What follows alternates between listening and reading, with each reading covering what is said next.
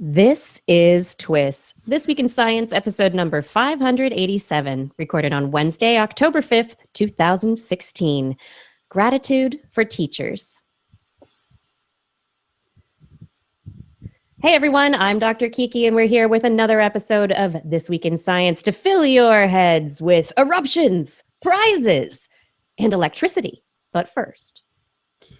Disclaimer, disclaimer, disclaimer. It may be too late to reverse the trend. The trend that has been tending to be trending is that of sending discourse to its death. The great human tradition of talking about things, that thing that began to be recorded with the Greeks, that culminated in the founding of a free nation-ish, that which can be made stronger and better with knowledge in the time of the greatest access to knowledge in all of human history. Our ability to talk about issues and ideas and compare them to reality has never been better. Yet, in some of the most important arenas, it is being dumbed down. Worse, it is almost being ignored entirely in the media today. And since the following hour of programming contains scientific news, we now fear that our show may not be suitable for adult audiences. At least not for much longer. For the tendency and trendency of dumbing down the public discourse is so overwhelmingly powerful that at this point, it may be truly too late to prevent the actual and unavoidable decline of civilization worldwide. So on my signal, we all run for the hills. Ready? Or perhaps this is an opportunity, a chance to do the casually correct thing, to simply talk about the world as it is, not as someone wants you to believe it to be. And if there's still functioning minds out there who might like to join us, what better way for them to find out that we're here and send a signal to them that all hope is not yet lost by putting on yet another episode of This Week in Science. Coming up next. I've got the kind of mind I can't get enough. I want to learn everything. I want to fill it all up with new discoveries that happen every day of the week. There's only one place to go to find the knowledge I seek. I want to know what's happening, what's happening, what's happening this week in science. What's happening, what's happening, what's happening this week in science. Good science to you, Kiki and Blair. And good science to you too, Justin, Blair, and everyone out there. Welcome to another episode of This Week in Science. We are back and filled with so much science activity this week. It is very exciting. We have lots of science news. I've got some stories about Nobel winners, a pew, pew, pew survey, and we've got an interview with not one, but two volcanologists. This is pretty exciting. Not one, but two. That's right. And we're going to be talking about predicting eruptions. Justin, what do you have for us? I've got a biotic breakthrough, an ancient warrior's junk, and a bad prediction that's proving true, but not for the reasons it was predicted in the first place, but the result is matching up really well, which is interesting. Nice. And Blair, what do you have? Oh, I have bees that like sugar, bees that also like sugar, and sharks that swim funny. Oh, I didn't know there were funny swimming sharks. All right, we'll find out more about that later, thanks to the Animal Corner and Blair. But it is time to dive into our show, and we're going to hit it right off the top with volcanoes. We are speaking tonight with Dr. Tobias Fischer. He's a professor of volcanology at the University of New Mexico, and also Dr. Maarten DeMoor, who is an assistant professor at the University of Costa Rica. Both of them are working with the Deep Carbon Observatory on the Deep Carbon Observatory Deep Carbon Degassing International Initiative. That's the DCO Decade Initiative, and it's bringing together scientists from all over the world to better understand the off-gassing. We all know volcanoes, they erupt and they spew, and there's stuff that comes out of them, and we don't really understand it as well as we'd like. So maybe it can help us predict. So, gentlemen, welcome to the show. Thank you for joining us. Thank you very much. Thank you for having us.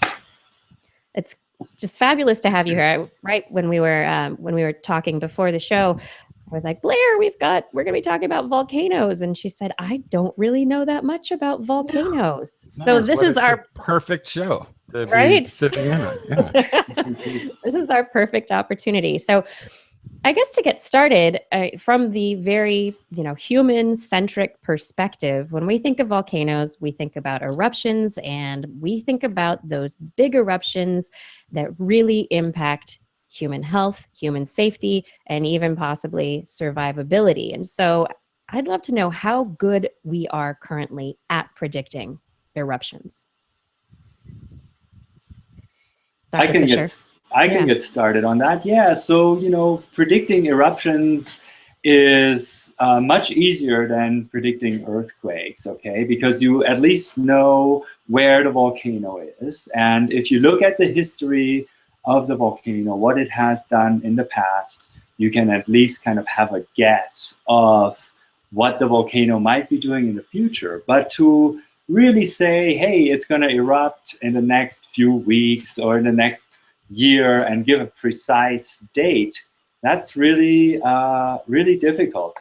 We have done that. The US Geological Survey has done that. For example, for Pinatubo, the eruption in the early 90s was really well predicted, and a lot of lives have been saved. And that was a huge eruption. So that was a big success for volcanology. A massive success, I would say. I mean, anytime that you're able to predict something and get people out of an area ahead of time, that's going to be incredibly beneficial.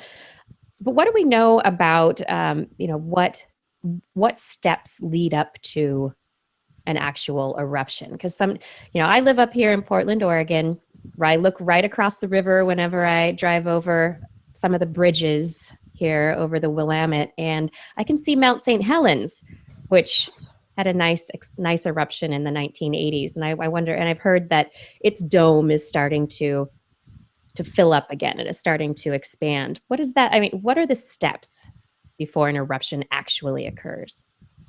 Well, one big important part is that you have to have magma at depths that is somehow, moving up towards the surface.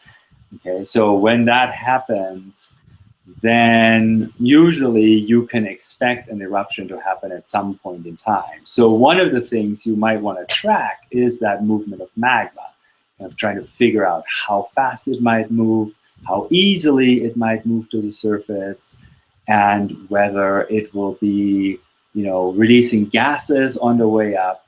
And that's like the first step. And then, another step would be, well, that magma is getting really close to the surface. We're seeing lots of earthquakes happening, and then maybe the eruption's going to happen. But it doesn't always follow in this sequence, So there can be stoppage. There can be quieting down of the activity. Maybe the earthquakes stop. Maybe then they start again. So Maarten can talk more about examples in Costa Rica where they have been observing eruptions of Turrialba, to give more concrete examples. Yeah, every volcano is different. So there are some general things that you would expect, some general signals that you would expect with, as Tobias was talking about, a magma body moving towards the surface. Like you might expect the volcano to inflate as magma gets intruded and gases to come out, more gas than normal. But every volcano has its own behavior. So in order to actually predict an eruption, you have to understand that particular volcano. The other tricky thing is that, very big eruptions are generally caused by large bodies of magma. But small eruptions are a lot more difficult to predict because the signals associated with that magma that's coming up aren't nearly as easy to detect. So what we're seeing now is that as populations grow and populations come into contact more with volcanoes, even small eruptions can have a big impact on people. And that's what we're seeing at Turrialba, for example, where just over the last few weeks, we've had a series of very small eruptions but all of the ash that's erupted goes directly into the capital city of Costa Rica. And so that has an enormous impact on people, their lives, and the economy. These small eruptions are more difficult to predict than large eruptions. And that's sort of a challenge that we're facing at the moment. And so what are you currently measuring in Costa Rica? You were up on the volcano just today. Yeah, I actually woke up at 4:30 this morning to go up to the volcano. So Long day. yeah, it was a long day. But so up until yesterday, we had 4 days of continuous ash emission. And so today in the field, I was downloading data from our gas instrument, one of our gas measuring stations, and collecting ash samples. And so we look at these ash samples to try to figure out how the eruptions are evolving with time. But we also have a seismic network where we're looking at the earthquakes, the small seismic tremors that are produced by the volcanic system. And we also have a system of a network of GPS that measures very precisely whether the volcano is inflating or deflating. And what have you learned? What have you learned so far? Have any of the results come back, kind of painting a picture of predictable activity? Well, it's been a very interesting process because in this particular case, Turrialba volcano hasn't had a big eruption since 1865, and so we don't have a good baseline of data of many eruptive periods. So in 2014 was the first real eruptive period, and since then we've had 4 or 5 eruptive periods, and each time we're learning more about this volcano, and we've noticed some patterns in particularly in the degassing, most importantly in the composition of the gases that's coming out of the volcano, where we see a spike in carbon dioxide before these eruptive periods. And the eruptive periods might go on for a month or 2 months. We also see inflation of the volcano, which further suggests that there's magma being intruded, and that's what's driving the eruptions. Nice. And Tobias, can you tell us a little bit more? You mentioned that this Turrialba is just one of the volcanoes that's being monitored in the network. Can you tell us a bit about the actual Decade Initiative and what you're trying to do with it? Yeah, so the Decade Initiative was started really in 2011 when we had a meeting, a workshop in Kamchatka, one of the places where there's a lot of volcanic activity, and many volcanic gas geochemists came together, and we were talking and we were discussing things, and there were people from the Deep Carbon Observatory at that meeting that went out to the field with us and looked at what we were doing in the field, collecting these samples and then making all these measurements with all these instruments. And the guys from the Deep Carbon Observatory were really interested in this whole process of trying to understand how much gas is coming out of these volcanoes, right? Because you're thinking of a volcano, mostly producing magma and eruptions, but continuously there's gas coming out of these volcanoes, and that gas is mostly water vapor, but it's also sulfur and it's carbon. And so they got really interested in those processes, and we were talking about maybe we can instrument a number of volcanoes in the world to better quantify the gases coming out of these volcanoes continuously, rather than going to one place, making a measurement, and then going back the next year, making another measurement, and so on. Mm-hmm. Maybe we can instrument as many volcanoes as possible to actually figure out how much of these gases are coming out at many different volcanoes in the world. And so we discussed and we set out to do that, and we picked a few volcanoes, and over the past few years we have just been expanding that network and collaborating with a lot of people all over the world in the observatories like Maarten in Costa Rica and others in Indonesia and in New Zealand and in Colombia. And we have now instrumented 9 volcanoes, and we're learning a lot about not only the composition of the gas that comes out, but also about the amount of gas that is emitted. And that helps us understand precursors to eruptions, like in the case of Turrialba and Poas and Masaya and Villarrica, where we have this nice continuous record that shows changes before eruptions. But in a bigger picture, we're also trying to quantify more accurately how much carbon dioxide is emitted from volcanoes globally. Yeah, because that's something that is not entirely well known. We know that volcanoes are a massive influence on atmospheric carbon dioxide.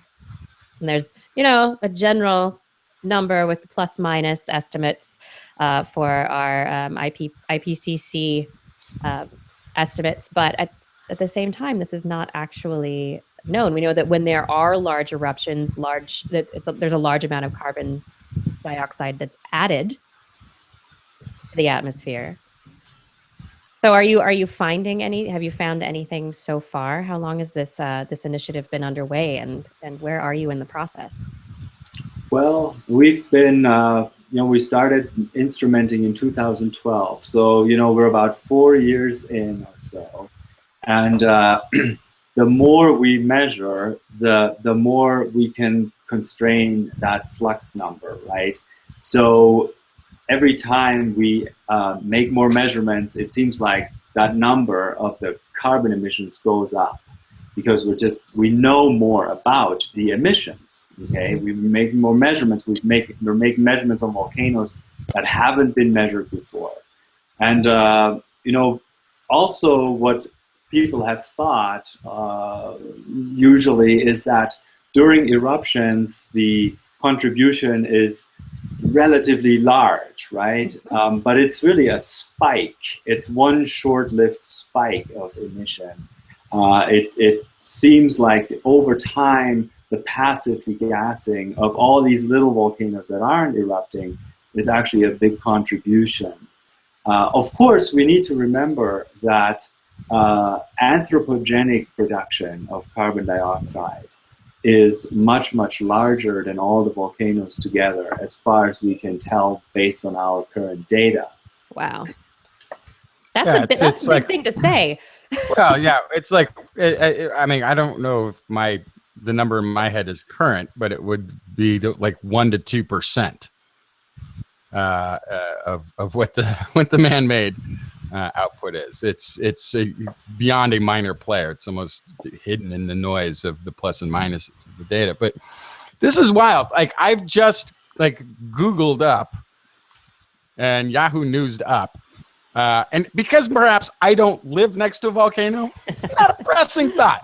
No, I'm not at the base of a volcano. It doesn't make the news around here much. But this is Iceland's volcano rumbles. Is she ready to blow? Magma buildup at active Japanese volcano. Colma, Mexico. It's all over the world. People who are living near volcanoes are paying close attention to what's going on. That's directly related to what I wanted to ask, which is, we were just talking at the beginning before we started the show about how I don't know a lot about volcanoes, but how did both of you end up in volcanology? How did you get there? I think you should go first, Tobias. Well, I studied geology in Germany, at this university in Freiburg.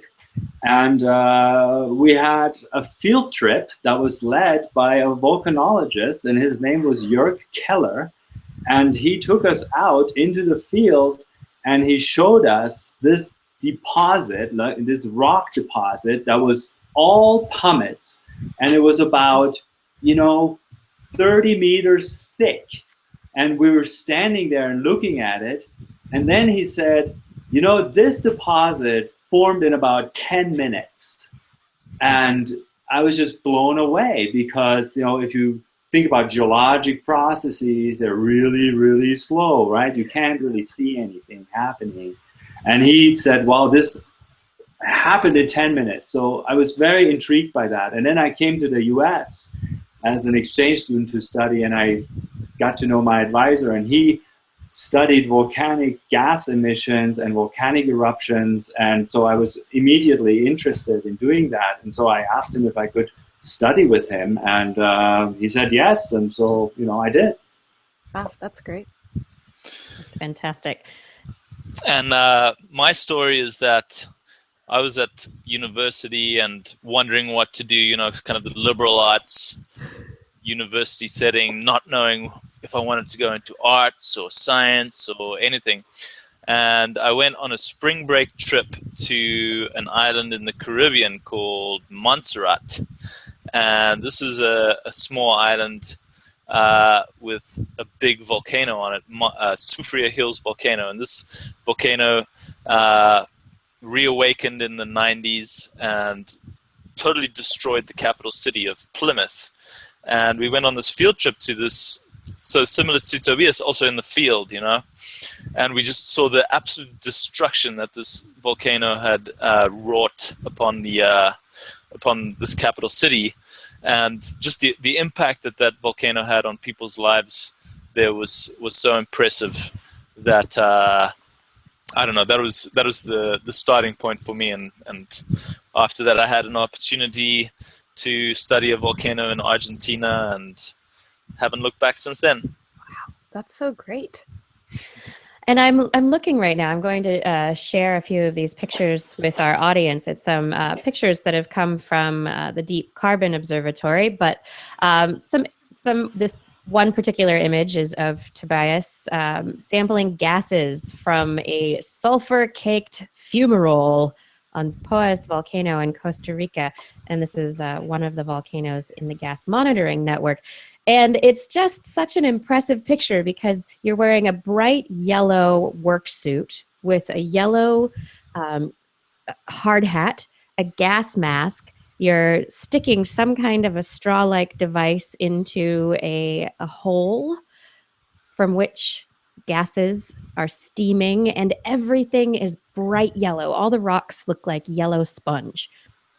Can you just give me some sense of what it's like to be that person in that extreme environment? We talk a lot about extremophiles. Do you feel like one when you're sampling those gases?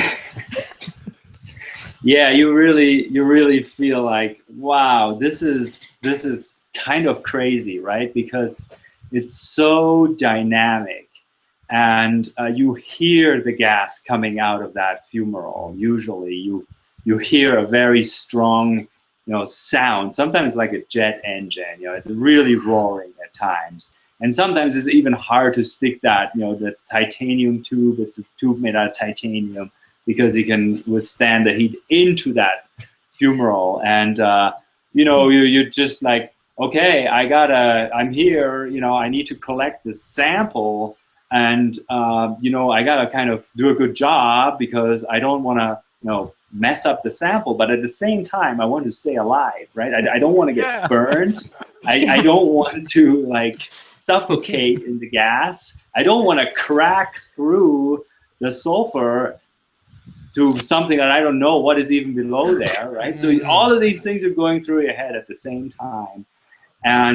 But I got to collect that sample in order to understand what's going on with this volcano. So you do it, you focus on just that, and then you fully concentrate, and then you collect that sample, and it's the greatest thing, because essentially you're taking something that would have just gone out into the air and vanished forever, right? You captured that in your sample bottle, and then you take that back to the lab.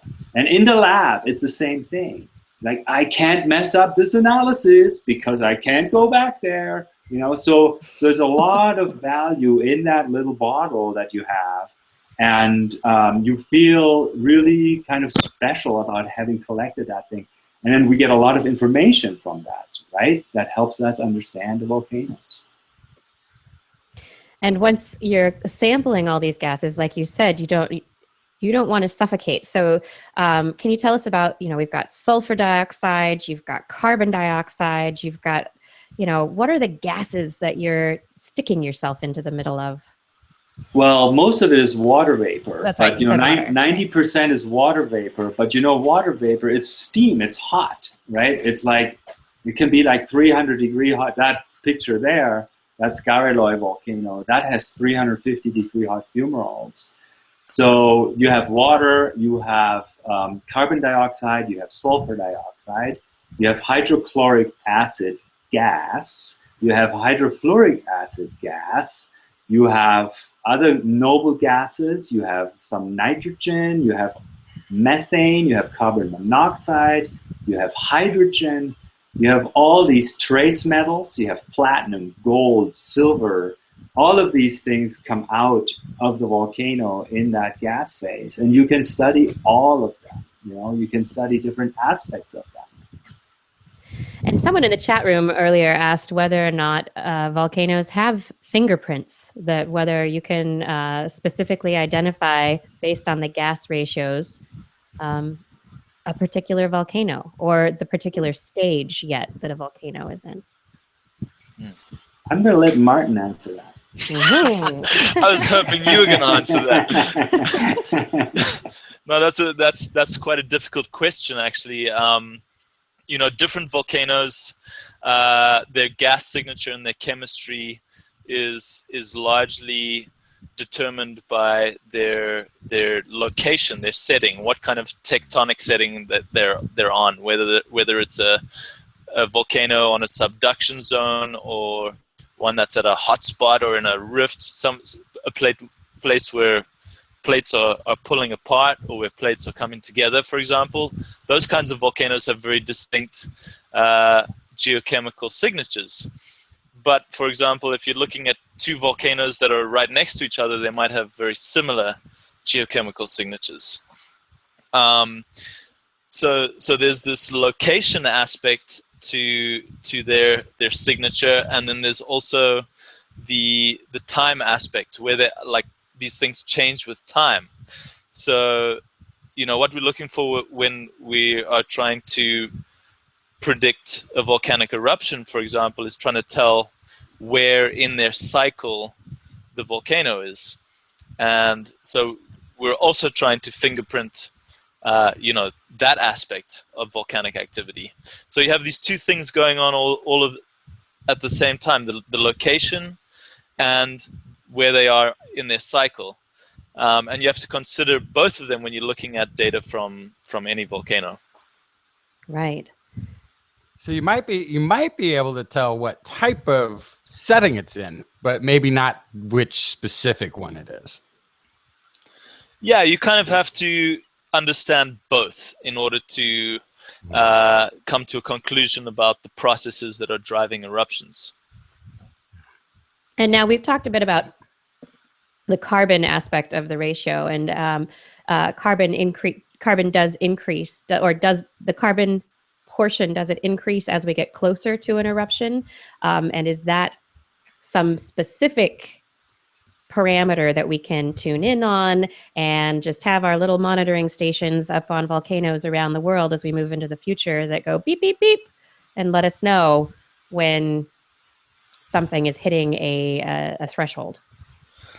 If it was that simple, then we would know exactly what is going to happen. But every volcano again has its own behavior, and so over the last few years I've been studying two volcanoes, and they're almost right next to each other. They're within 100 kilometers of each other, and at the one volcano we see the carbon to sulfur ratio. That's what we're mostly monitoring, is the ratio of carbon to sulfur in the gases.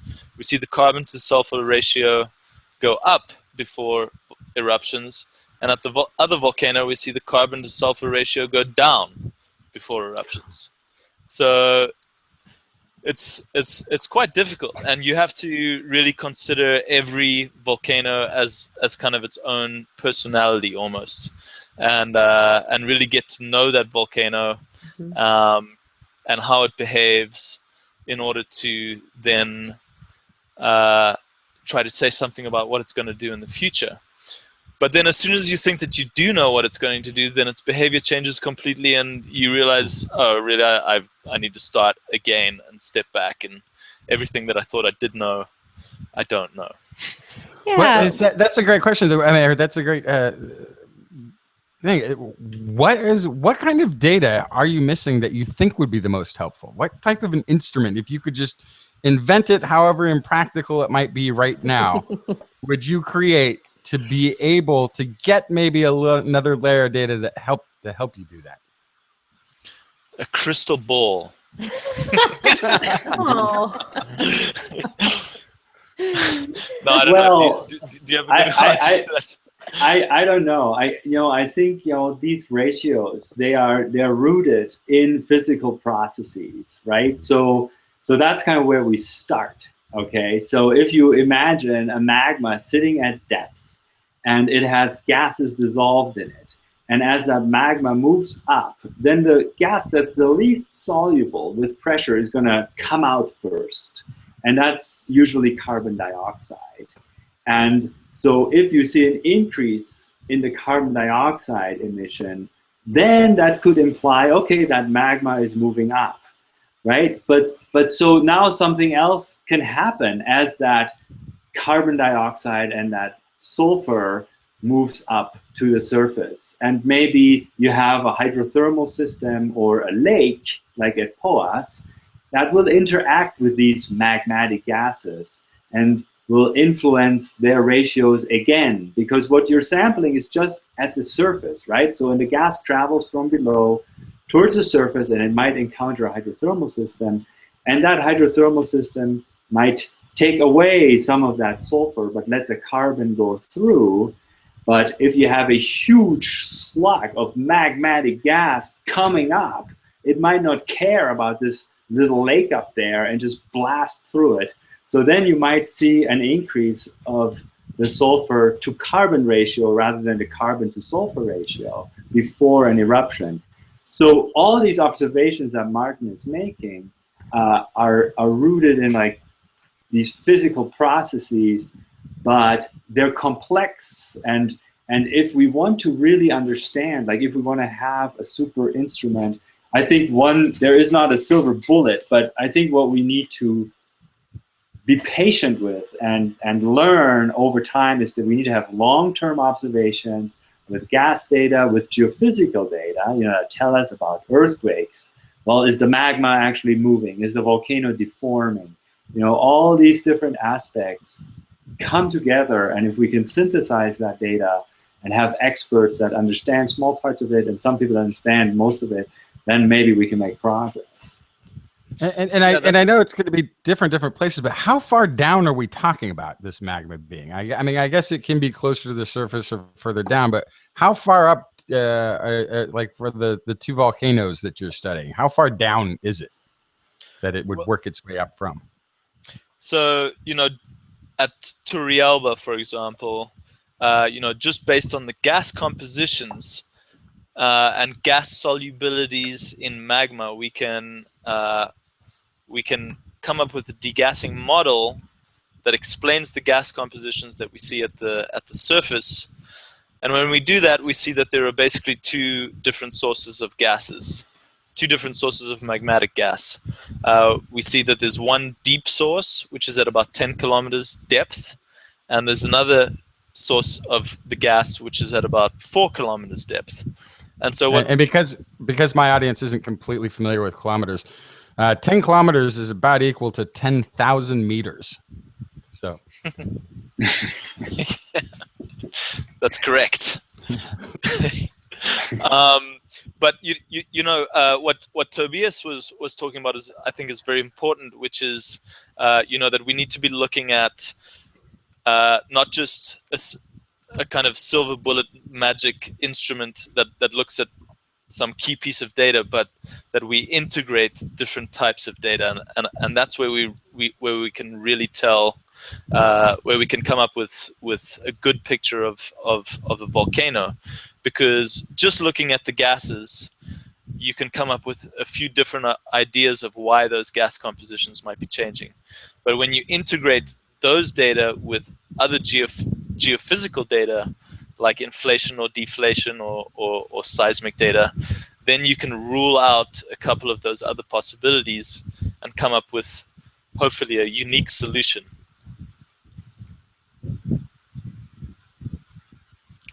So for all of this, is an overarching goal to understand more of the carbon cycle on our planet, to understand where the carbon deep within the earth, how it's coming out, where it's going in the atmosphere, that aspect of the cycle, or is it to predict earthquakes, or not earthquakes, eruptions someday? Tobias. Well, we are predicting eruptions. Maarten has shown that, I mean, forecast is maybe a better word, but right.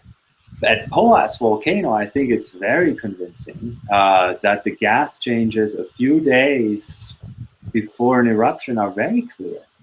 And the observatory is using that data to say, hey, let's close the park, and then the eruption happens. And then, as I understand it, the gas ratios go back down and they open the park. The tourists come, look at the volcano. Hey, very nice. And then it, changes again. So for some places, it works, right? Right. And I think that's pretty convincing. For others, we still need to learn a lot more. We need to instrument more.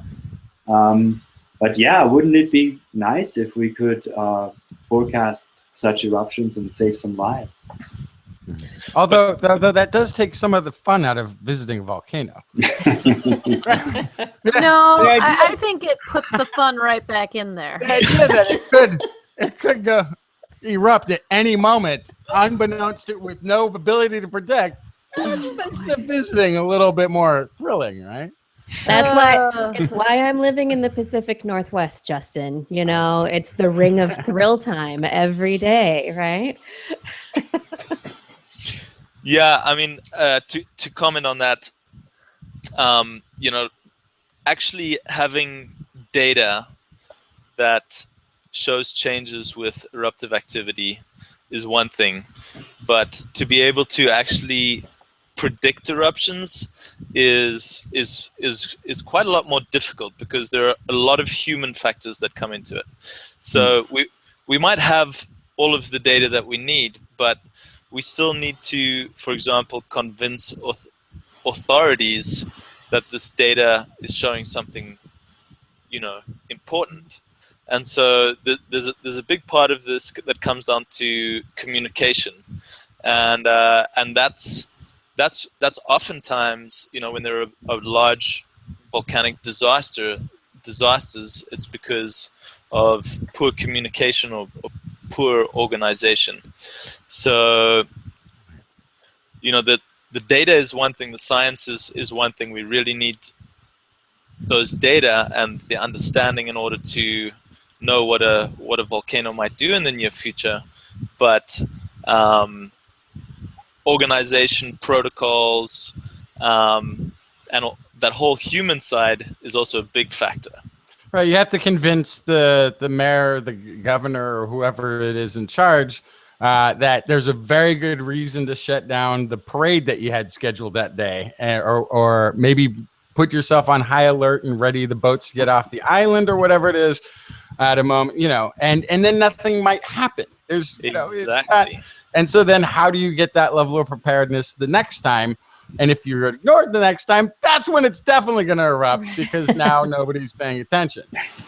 That is a very key point, and this is something that we're dealing with Vitriol volcano at the moment. Is that all of the eruptions that we've had so far are, in the grand scheme of things, really, really small eruptions.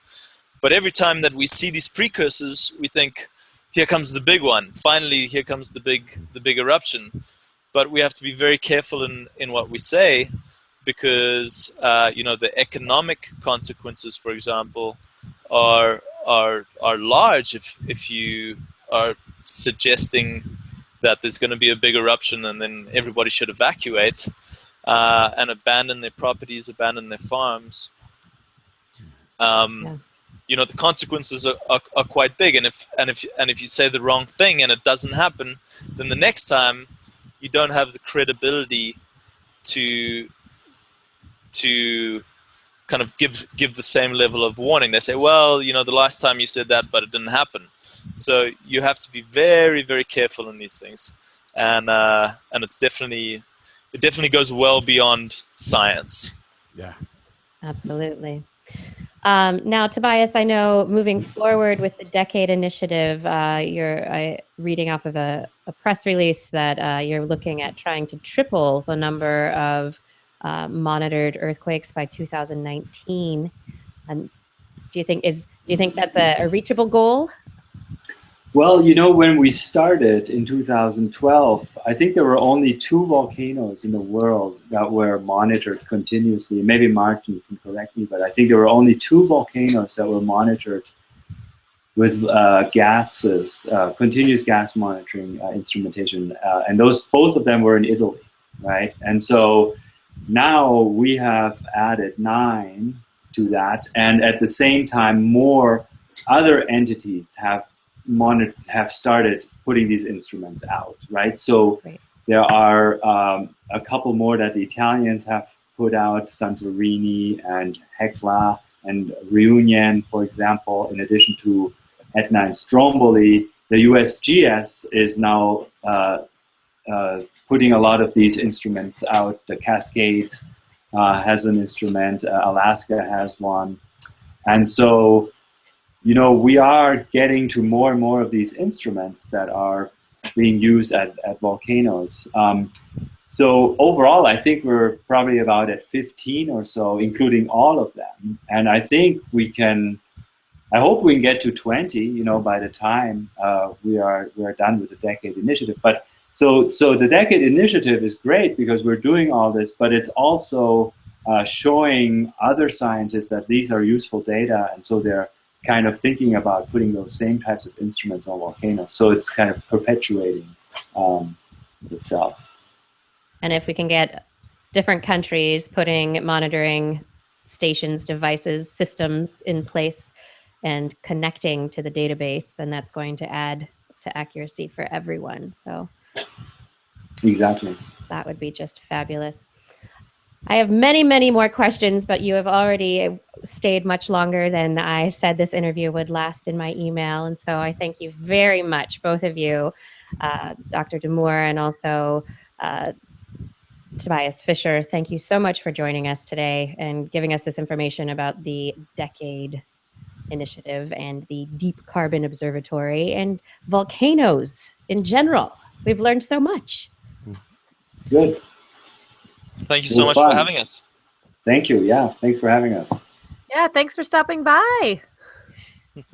We have Tobias, who left a dinner party, and his guests have probably left, and Maarten, who was on a volcano today. Yes. So yeah, just stopping by. This is what happens on TWIS. For any more information about this Deep Carbon Observatory and what they are doing, you can go to deepcarbon.net.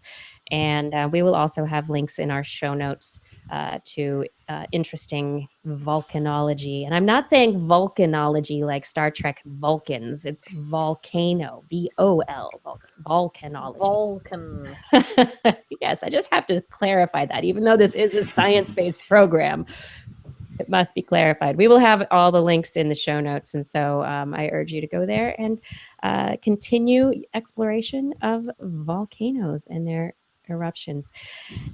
That does it for the first half of This Week in Science. Please stay tuned for the second half. We will be full with lots of science news stories. We've got a lot coming up. Blair's Animal Corner and the Nobel Prizes and pew, pew, pew, among other stories. So just a few moments, we'll be back with more This Week in Science. Thanks, guys. Thank you. Thanks.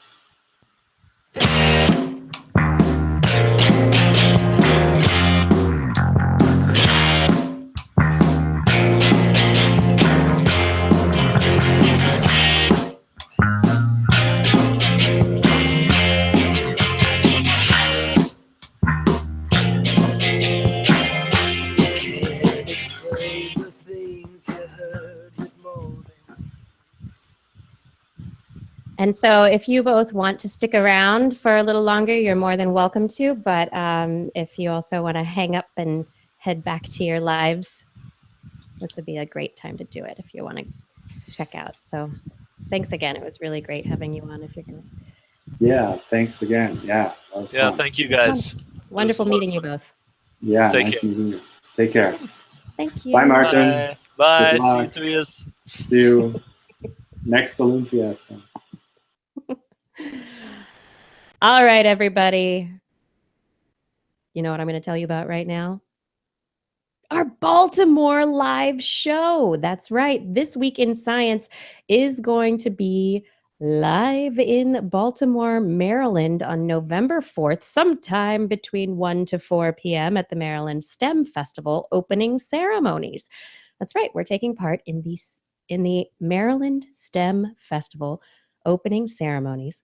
It's going to be so much fun. We have a jam-packed show planned. We are going to have someone from NASA speaking with us, someone from the National Aquarium talking with us about marine biology, and a Baltimore local vocal percussionist, beatboxer Shodake will be joining us on our show to explore the wonders, the scientific wonders of vocal percussion. And if I can talk Blair into taking her saxophone, I am going to try. But we are working on putting a great show together. So if you are in the Baltimore, Maryland area, or just you want to be there, we will be there. And you can find information on TWIS.org. And you can also find information at our Facebook page, facebook.com/thisweekinscience. And that'll get you links to give you more information as information comes in. But right now, put it on your calendar, November 4th, 1 to 4 p.m., Maryland STEM Festival opening ceremonies. We're going to be there. Will you?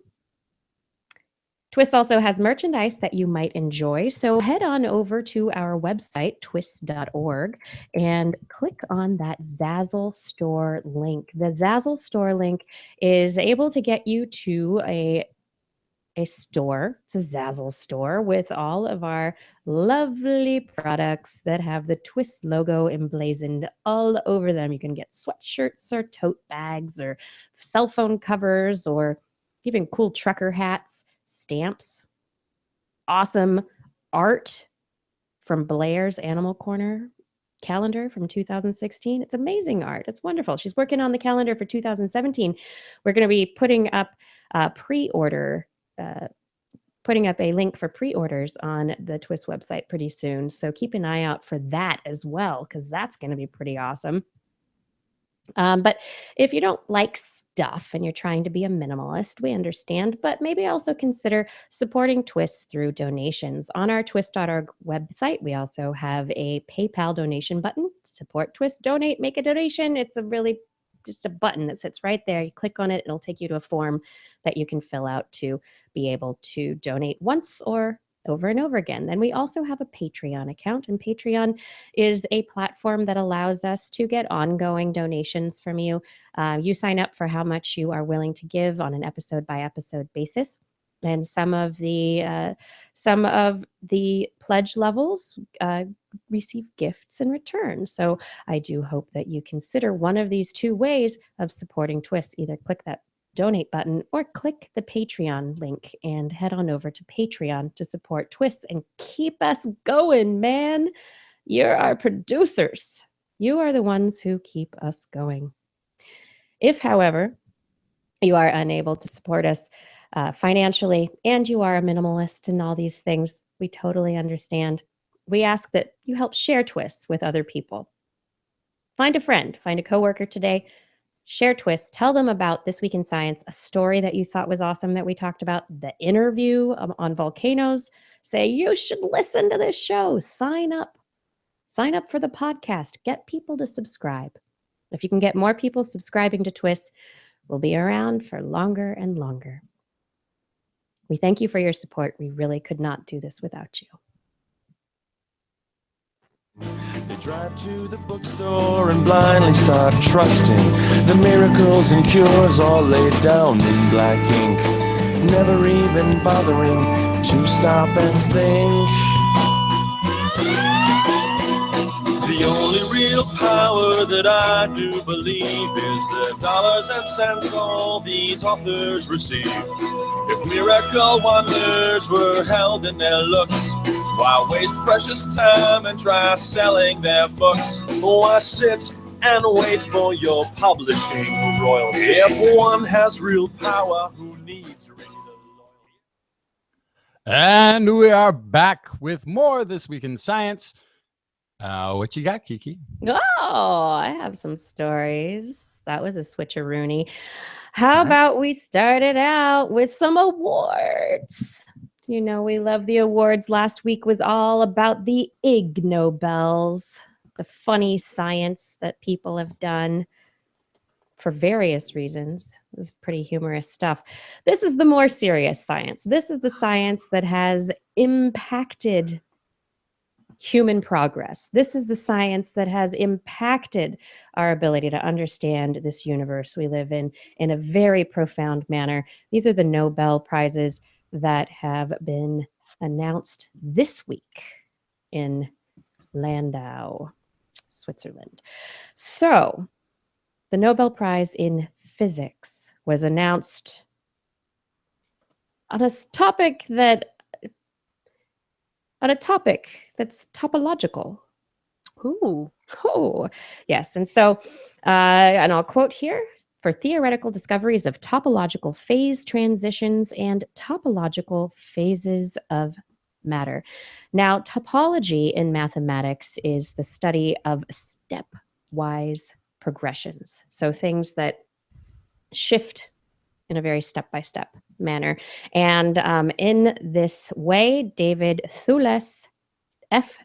Duncan, M. Haldane, and J. Michael Kosterlitz have been awarded the Nobel Prize in Physics for their work in that it helps us understand the phase transitions of matter much better, especially those phase transitions related to semiconductor physics, to magnetics, and to things that really don't usually affect us on a daily basis, but that are going to affect our technology and our technological capabilities moving forward. And our understanding of how the magnetic moments of atoms, how the spins line up when bits of matter go from one type of matter, say a liquid, to a solid, from a liquid to a crystal, that they change. And at that exact moment of the phase transition is something that is very important to understand, because there's no kind of halfway about it. It's like it's a liquid and then it's a solid. It's a phase transition, and it's a stepwise process. So it's all sorts of interesting stuff. The Nobel Prize in Chemistry, and now this is one that I love, is for the design and synthesis of molecular machines. And this was awarded to Jean-Pierre Sauvage, Sergei Fraser Stoddart, and Bernard L. Faringa for their work in creating tiny artificial muscles, minuscule motors. They've made molecular machines. And these molecules have controlled or controllable movements that, if you add energy to a system, can actually perform a task. And so these kinds of molecules exist, say, in the flagella of of a single-celled organism, but we have never designed them until now. So now we have these Nobel laureates who have taken the steps toward creating these machines.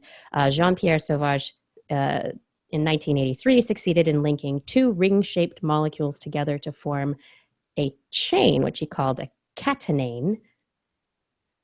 And they were linked by a mechanical bond. And so the next step was taken in 91 when Stoddart developed rotaxane, which he threaded a molecular ring onto a molecular axle and demonstrated that the ring was able to move along that axle. Yeah. And then Feringa developed an actual molecular motor in which he got a rotor blade. This is not a steel rotor blade. This is molecules. This is a molecule, a rotor blade to spin continuously 10,000 times. Like it's just in the same direction. Bloop, bloop, bloop, bloop, bloop, bloop, spinning, Creating the world's smallest fan. Yeah, and with molecular motors, he's the smallest fan, exactly. He's rotated a glass cylinder that is thousands of times larger than the motor. And he also designed a nano car, because when we all go Honey, I Shrunk the Kids, that we all want that. And then the final award was given in physiology for discoveries of mechanisms for autophagy. You know what autophagy is? No. Self-eating. And this is actually a very important cellular process in which Is that when like people bite the cuticles on their fingers? No, it's not anything about biting your cuticles or eating your hair or anything. Or a snake like eating its own tail. No, the Ouroboros is not involved. Well, I mean, I guess technically autophagy is self-eating. Steve Everett in the chat room calls it recycling. Yeah, technically. So it's this concept is a process in which cells break down molecules, degrade them, and use the parts again. Steve Everett's right, recycle them for use again and again and again. And so in the 90s, Yoshinori Osumi used baker's yeast to identify genes essential for this process of autophagy. And then he elucidated the underlying mechanisms for this process in yeast, and then showed that humans have similar, but a little bit more sophisticated machinery. So he showed that this was degradation is a very common and important process. Yes. And so those are the Nobel Prize Awards in science. I didn't get one this year. You didn't get one, and neither did any women. Oh. Again? Oh. Again? I'm just going to throw that out there. Free. Yay! I wonder boys how many club. of those men had women working in their lab. It's right. It's possible. I do not know. Probably many of them had women working in their labs. Probably. Yes. Anywho, come on, boys club. I'm actually. A lot of these awards, I mean, we are talking about for some of these, it was the 70s, the 80s, the 90s, in which these... Right, it takes a while for these things to get to this point. Yeah, and we're talking about like CRISPR, Jennifer Doudna and Charpentier are women who are probably going to be on the short list for the Nobel Prize at some point for CRISPR. We just don't know when that's going to end up happening. But there are women around the world... Yeah, sorry. Yeah, it just didn't. This is, and it you look at what was it? Title IX, is that what it was called with the athletics? And it wasn't an immediate impact, but now you look at women dominating in the Olympics, which you would not have seen if it wasn't for Title IX, which again was back in the 70s sometimes. So these policies aren't supposed to. Well, They would like to, but they aren't going to have immediate impact. So as we have changed our society, big picture, the trend will be going in the right direction. Yeah, so I think that as we, complain about, oh, the Nobel Prizes are not going to women often enough yet, we're still looking at very, I guess, elemental or very basic discoveries that underlie things that happened decades ago. And hopefully we will see, like Justin said, as the processes in universities changed and more women became instrumental and also ran their own labs and became first authors on paper, hopefully we will be seeing a shift in the proportions as the decades move forward. And I think you will. Yeah. Absolutely. The slow wave. We must just ride this We tide. shall have the Nobel. Oh yeah, many, many times. Many, many, many women will. Not me personally, Yeah. but us. Women. You never know. You never know. It's not too late, Blair. That's right. That's true. Yeah. All right, Justin. Tell me how I'm being protected right now. By antibiotics. They are awesome. And I'm that not they have taking saved any. millions and millions and millions of lives. And are quite possibly the number one reason for the reduction in mortality rates since their discovery. And they are dangerous, as the microbes we use them against are slowly and methodically adapting and evolving to make the antibiotic we created to defeat them obsolete. And because these antibiotics, they're rather indiscriminate killers. If you've ever taken a decent dose of, you've probably felt it throughout your digestive system. Since you have to eat all that yogurt. Yeah, you got to pick up the yogurt or the cottage cheese or something, because these microbes are not, they kill microbes that are not threatening, but beneficial and even crucial to the healthy function of a human gut. So they hurt us while they help us, even that trade-off has a clock winding down, to which end we will someday be at the mercy of every sort of malicious microbe that means to do us in all over again. It'll be like the Dark Ages. I've got the vapors. Which one? It doesn't matter. There's nothing that can treat it. Unless we find a way to defend ourselves. And while there are many looking for new ways, some clever scientists looked for other ways. That wasn't so much new, but was the way the immune system has been already doing it for many millions of years. Beneficial microorganisms with the potential to deliver the benefits of antibiotics without killing off beneficial microorganisms and destroying that system that is really designed to be part of our immune system, right? A pair of papers recently published in Science and Science Immunology by researchers at the Rockefeller University is looking into this direction. They discovered that an enzyme produced by a common intestinal microbe can protect the guts of worms and mice from bad bacteria.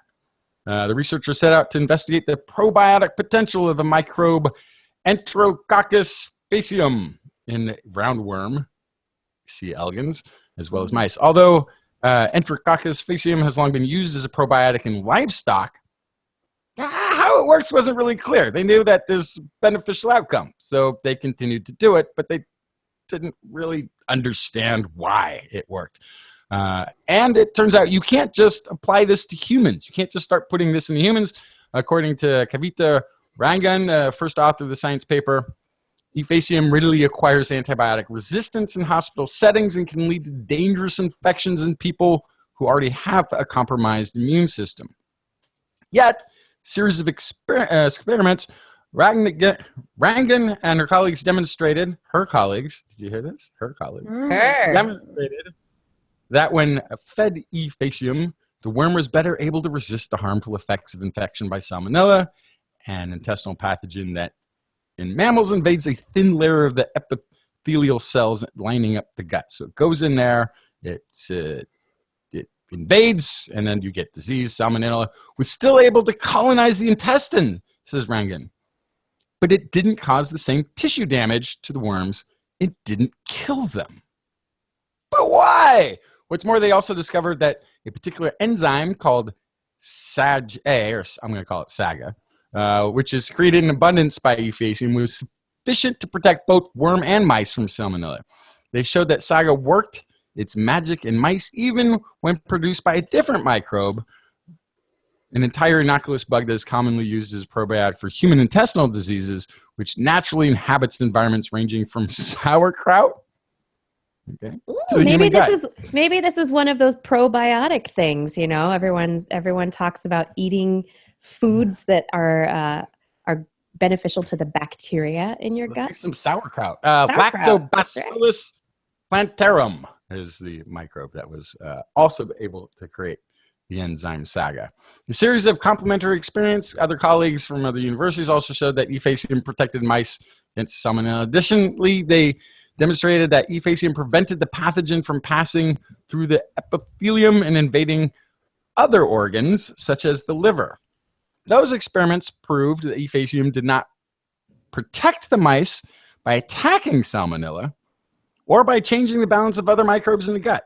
It didn't do those sorts of things that we sort of usually look at, right? It doesn't kill the bacteria, and it doesn't deplete the microbiota either, says Pacoda, the researcher here.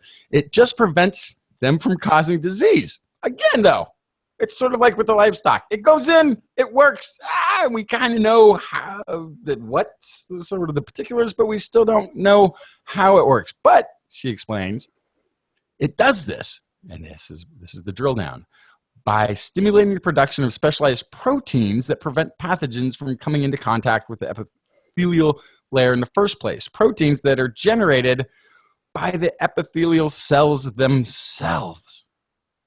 So, you have a microbe that creates an enzyme, that creates protein, that then allows the body to use those proteins to protect itself, because there's a symbiotic relationship built in over multi-millions of years of evolution between gut microbiota and the human gut.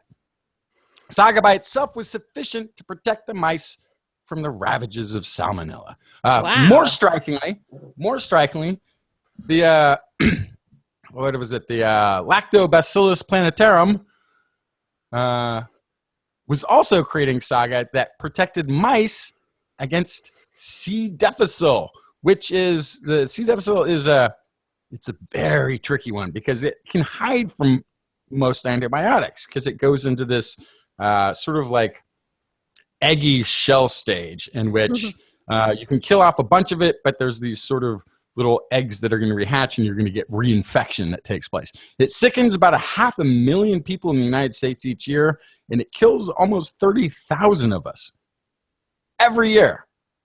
So if this can be, and it's one that is on the high alert because it is becoming more and more immune to the antibiotics that we use. It's one of those, if you've got C. difficile, they pull out the biggest, baddest, meanest antibiotic that we've got on the books, which also then tends to wipe out the rest of your gut immunity system, right? Mm-hmm. So if we can somehow now utilize a natural gut microbiota element, then maybe help it a little, maybe find a way to enhance its ability to do what it already does, we may have stumbled upon a true probiotic that can be also an antibiotic at the same time.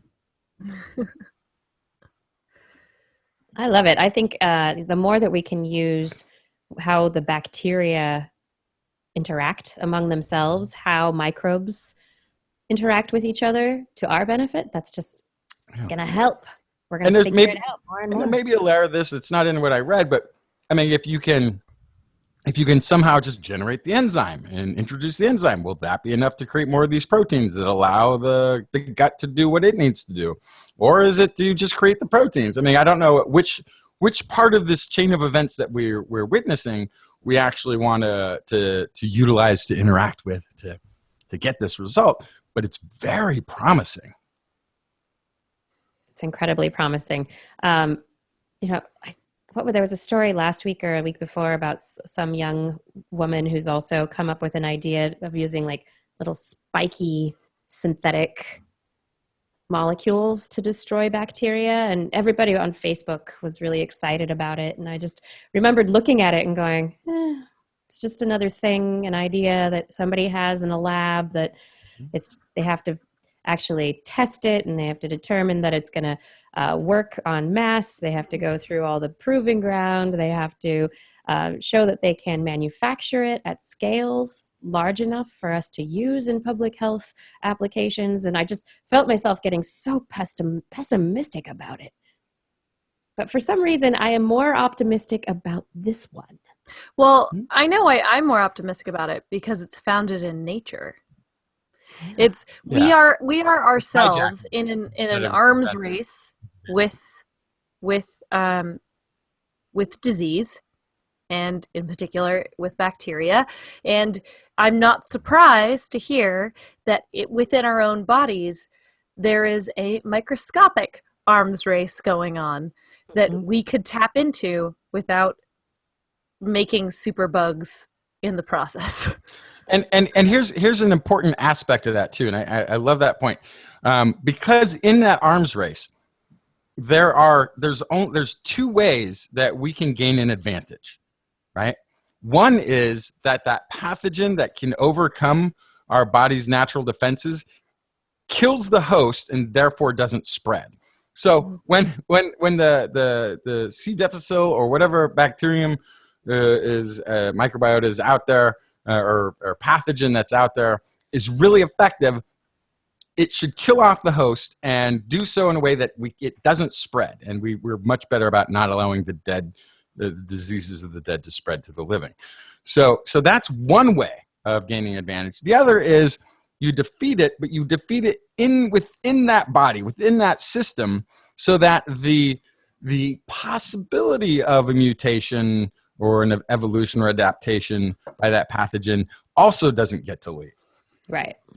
And this is the more preferable version, which is we defeat it within the body using the body's natural defenses, and that way prevent it from spreading as well, which is a happier outcome than just letting all the people with the disease die.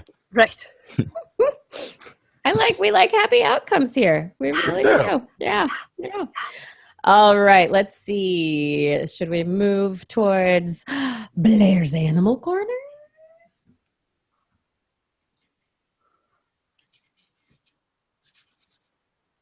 No, never mind. Hold on. She loves our creatures, bright and small. Biped, millipede, no pet at all. If you want to hear about animals, she's your girl. Except for giant pandas and squirrels. What you got, Blair? I have some amazing stories about bees. I love bees. Bees. What do you think? Smart? Not so smart. Well adapted. I think being a bee would require a good level of intelligence and organization, a little bit more perhaps than, I think I'd be really stressed if I was a bee, because there's all this okay, wait, what did the buzz to the left mean? There's a little shake of the thing that's the giving directions part where they know where they've been. They don't have to worry about that. That's bees are like OCD. They're I got that, and I'm going to repeat that, and I'm going to do it 15 times before I leave again. Bees Tell me again.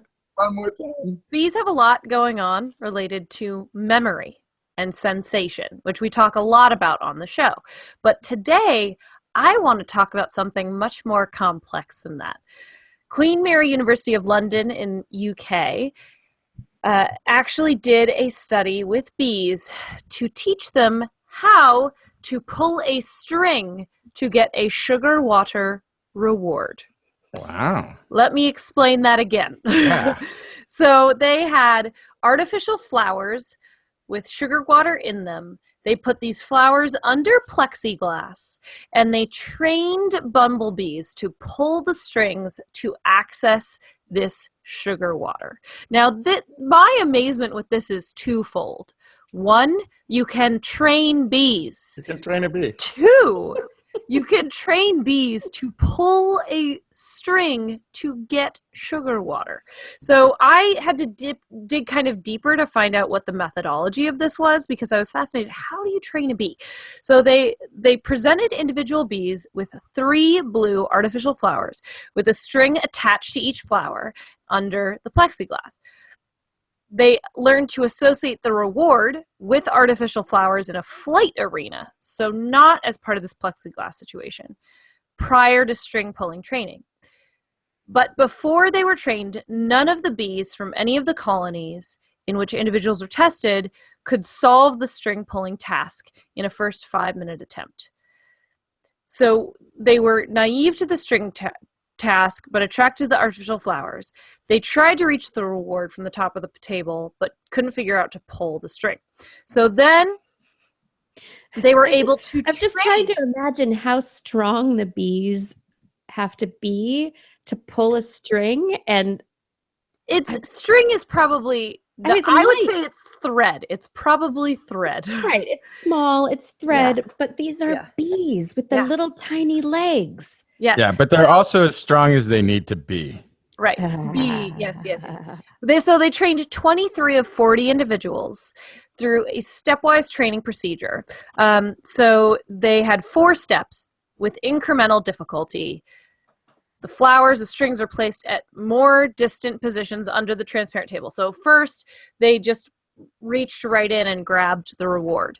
Then it was placed farther in. They had to kind of pull it out a little bit, and then they pulled it out more and more. So on average, the successful training took about 309 plus or minus 18 minutes. So if you do the math, that's about 5 hours. They gained access to the reward in the final step, which required them to grasp the string with forelegs and or mandibles, pulled it in closer. And so after this, they were trained successfully to pull the string to get the reward. Now, that's not the end of this study. That's just the beginning. This is stage 1. After this, they took these individuals that were trained to pull a string to get the reward, and they put them in with bees that had never had this training to see what happened. And they found that bees that had never done this, watching a bee that was trained how to pull the string and get the reward, were able to learn how to do it. Wow. And that the new skill would continue to spread through kind of telephone even after the original trained bee had died. So this is social learning in bees of a trained behavior. Yeah. That's fascinating. Does this indicate that because of, say, like the waggle dance and the way that they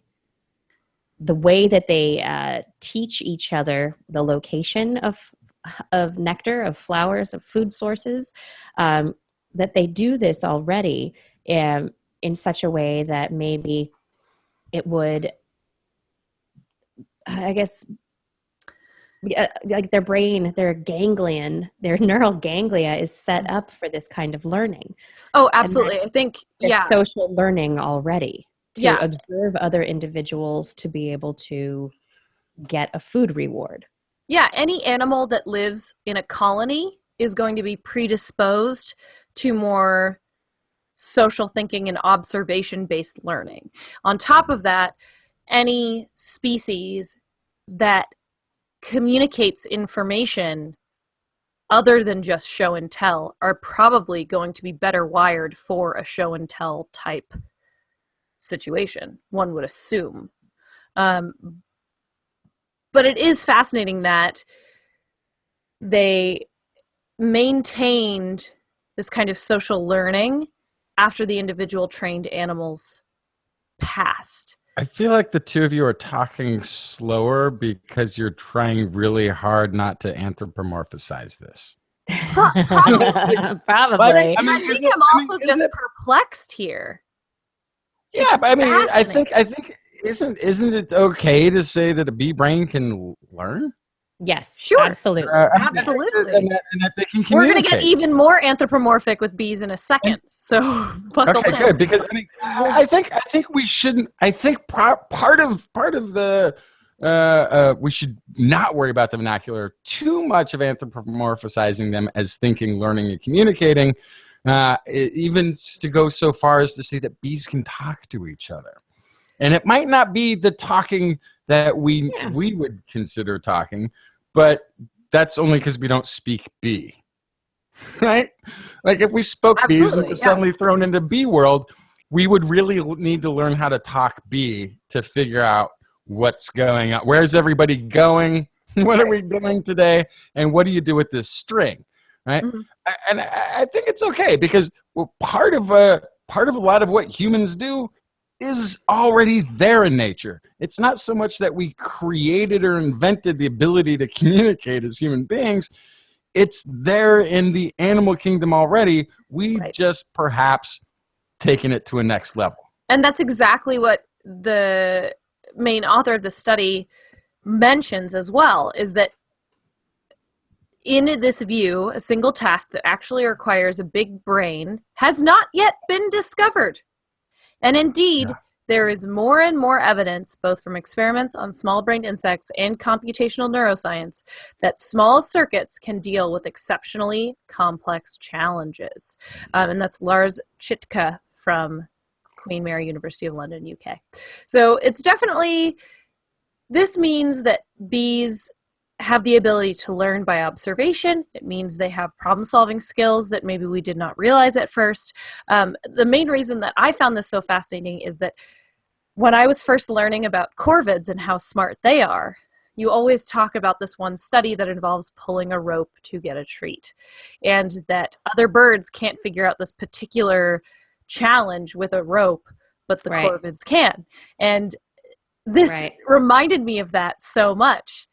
That you can test so much about an animal's problem-solving skills just by a piece of rope with a treat at the end. And speaking of treats, bees like treats. Yeah, bees, as we were just talking about, they love their sugar. Sugar water is their jam.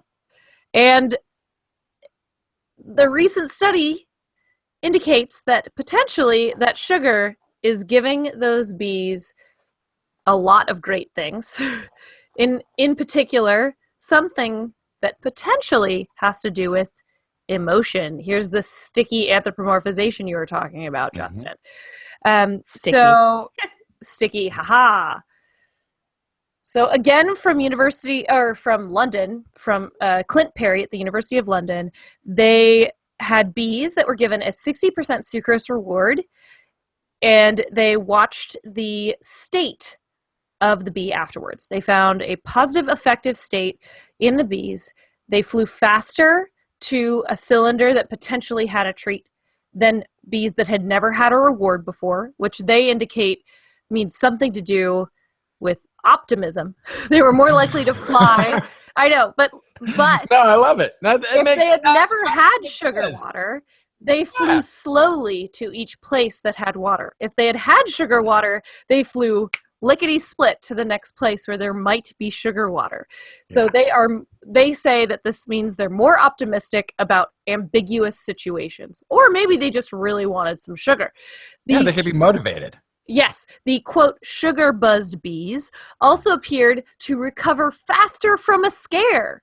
They caught them briefly and released them to mimic as if they were attacked by a predator spider. The bees that had not indulged in the sweet treat recovered much slower from the scare. Might as well get eaten by a spider. What is there to live for? Sweet food increases what they consider to be potentially positive emotions and improves negative mood in these bees.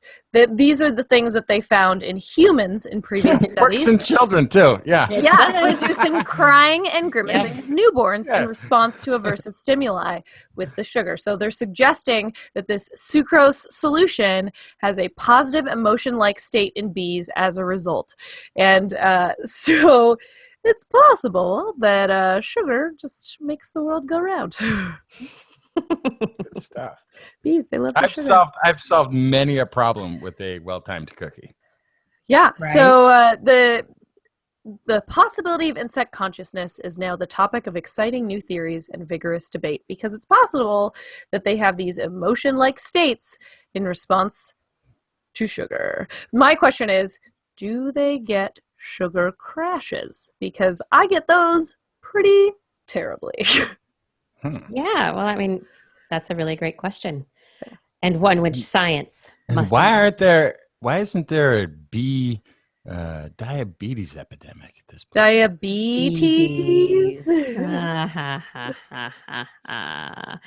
And on that note, I'm going to keep moving forward in the stories. Justin, Yes, what you got? Please move along. Oh, it's me again. I thought we were moving along, and it turns out I got to bring a story. Okay. Archaeologists the world over have been looking for the same thing.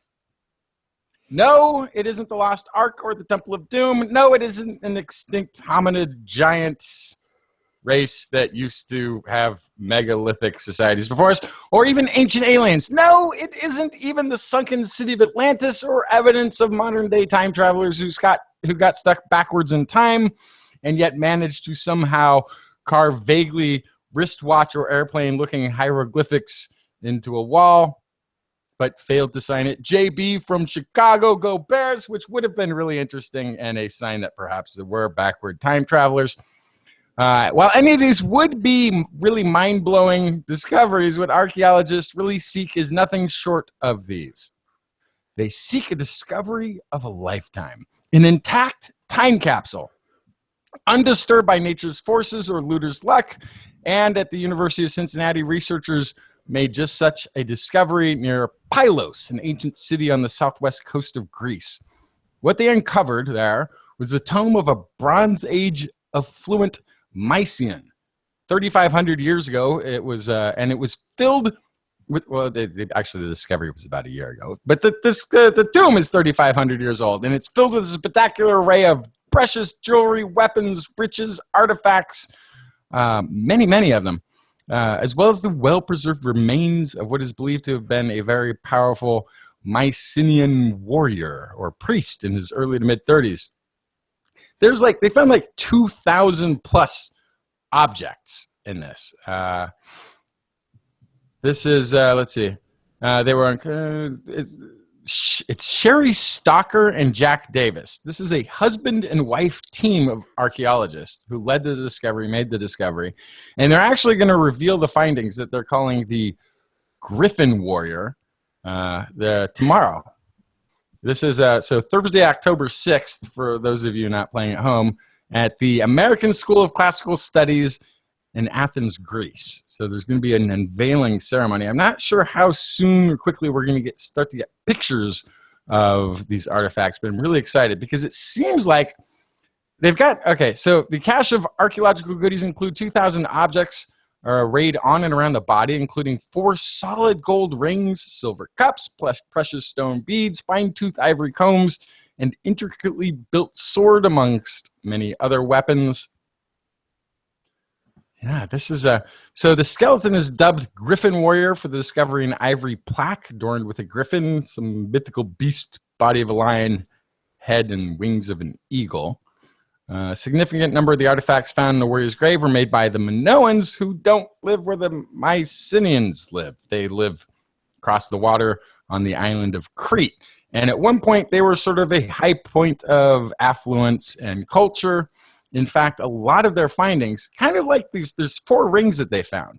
And very much like these 4 rings, people through the years have doubted their authenticity because the engravings are so fine, they're so tiny and so fine in these gold rings, like others that they've found, that it was thought to be impossible to have been created in the Bronze Age, right? So this is, the artifacts that they found are almost entirely from the Minoans, who were on the island of Crete, which is southeast of Pylos, but not connected culturally to the Mycenaeans. So they're also, timing this. This is when the Mycenaeans were sort of becoming a more dominant force in raiding, looting, and pillaging the Minoans. So this is right at this sort of high point of power shift in the region. And the Mycenaeans sort of become what we know today as the Greeks, right? So this is a sort of prehistoric Greek. And this is also sort of the age in which the myths of Greek mythology were really starting to become formative. This is the eras back to which Homer was referring when he's telling his tales of the sort of prehistory of the Greeks. This is what he's talking about, this sort of age right here. So, and what's very interesting about this, the Stocker and Davis, the married researchers, are also sort of pointing out that, you know, it's more than just a cache of loot. And they refer specifically, it's not like Blackbeard's loot of a Spanish galleon or something of this nature that this is being born. It's actually showing an affinity for the culture of the Minoans, or sort of an accepting of, or a partaking, because these are Minoan artifacts that are being held close and in sort of a proper context around the grave of this priest or warrior, Mycenaean. So it's showing, in a way, a snapshot of a transfer of culture from one group to another that then becomes the bedrock of the mythology of the Greeks going forward. So it's a very fascinating find. I can't wait to look sort of deeper into and see more of these artifacts as they become available. There's one ring, I think that's what she had up there, one ring that they've had on exhibit for about a year since they first found it, and then there's 3 more that they're going to start to bring. And if it sounds familiar, the Minoans is also the source of the Minotaur mythology. And the society had a large affinity in their culture for the bull, as well as a sort of elaborate maze of the architecture leading up to the palace, I guess, where that was getting raided. So there's the maze and the bull imagery that later shows up in Greek mythology as the Minotaur. So it's all very sort of rooted in this. And it's also very interesting, too, on other levels, because a lot of this, what became the Greek culture, the foundation of it, then led to what is sort of the foundation of much of modern Western society. So getting at the origins and the roots of how the pre-Greek mythologies and society structures started, it's really fascinating. I think it's amazing. I mean, we have so many examples throughout history of one culture kind of being absorbed, or the cultural stories as one culture takes over, getting taken in to the new society, and it's neat. It's cool to be able to actually put like physical objects behind this hypothesis. You know, now we can actually show that this happened.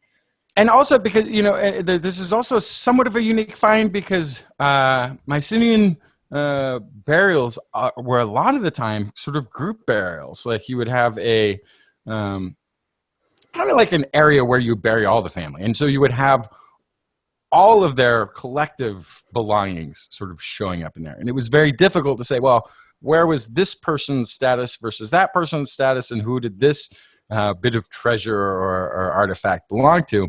Here you have one individual with a pretty decent cache of objects that you can directly attribute to that individual.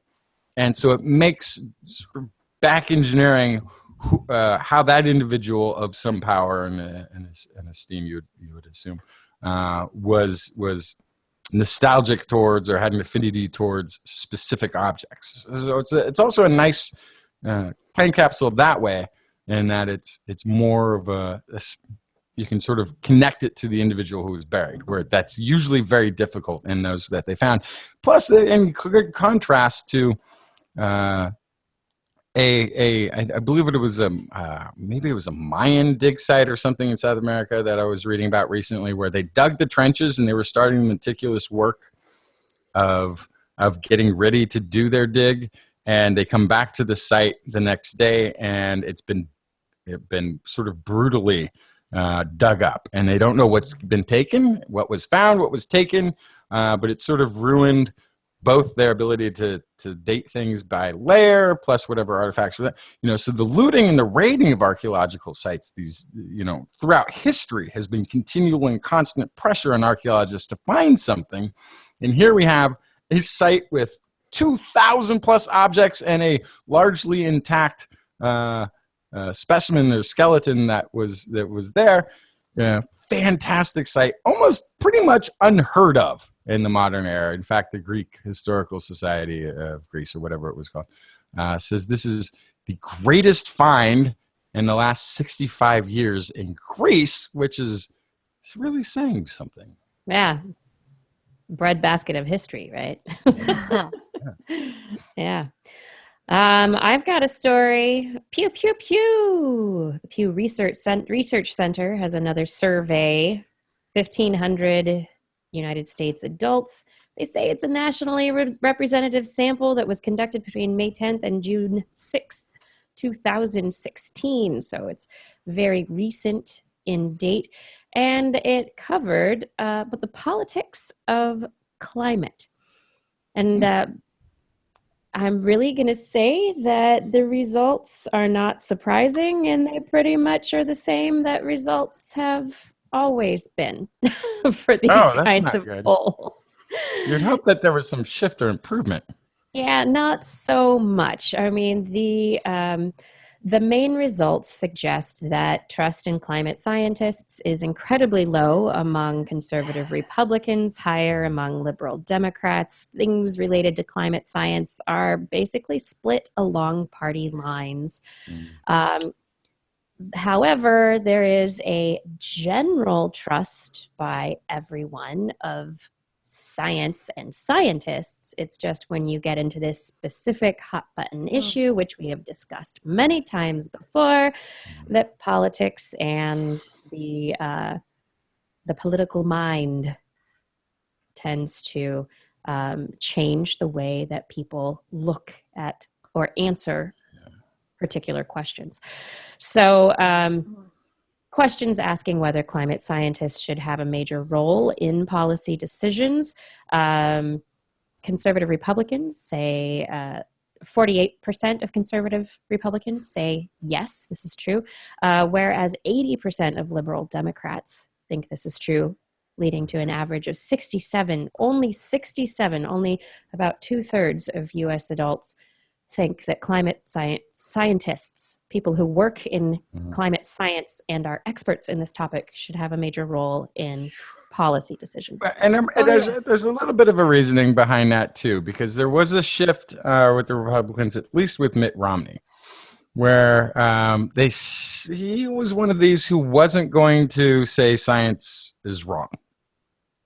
But they changed the argument against, or at least he changed it for some segment of the Republican Party to, yes, climate change is taking place. Yes, it's man-made, but why would we shut down our economy completely? It would be too harmful to our economy to take it on. Like we need to eat and to have heat and to do these things. So it's too bad, but we're not going to be able to take those steps without crippling our economy. So let's not take them.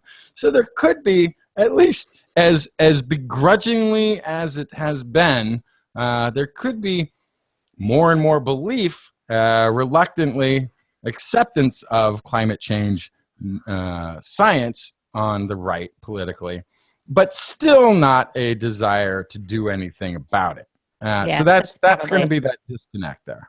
Well, and I think it's important to remember too that certain politicians might believe in it, but decide it is not important to talk about. But then that trickles down into a disconnect where the people who want to hear those conversations of it not being important interpret it as it not happening. Yeah, but it's also as the last time I interrupt on this story, I'll be quiet about it. Also, as we will progress with climate change, it's going to affect people who live coastally, or populations that affect coastally. It'll affect everywhere, but populations who lives on the coast?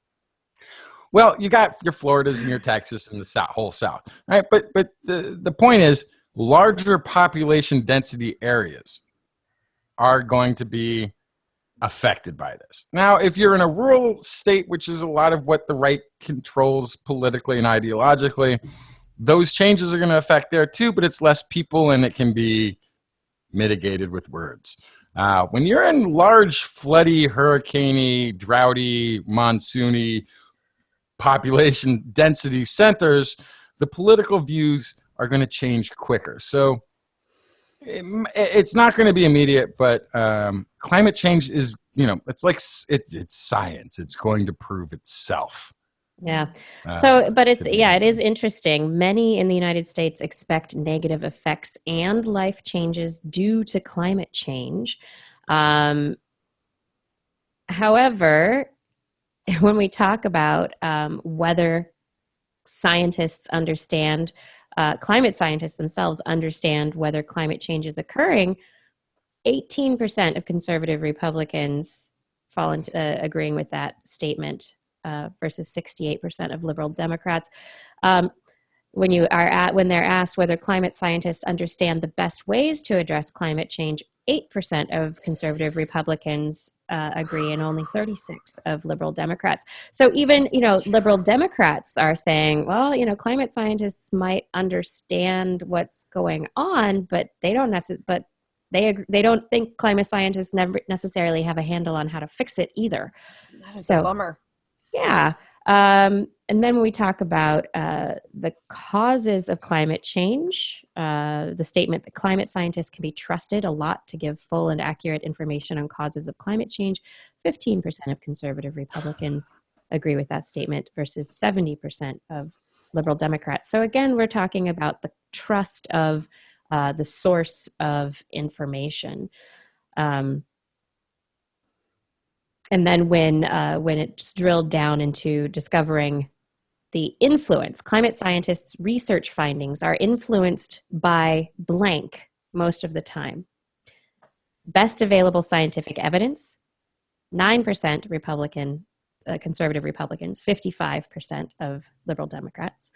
Concern for the best interests of the public, that's 7% of conservative Republicans, 41% liberal Democrats.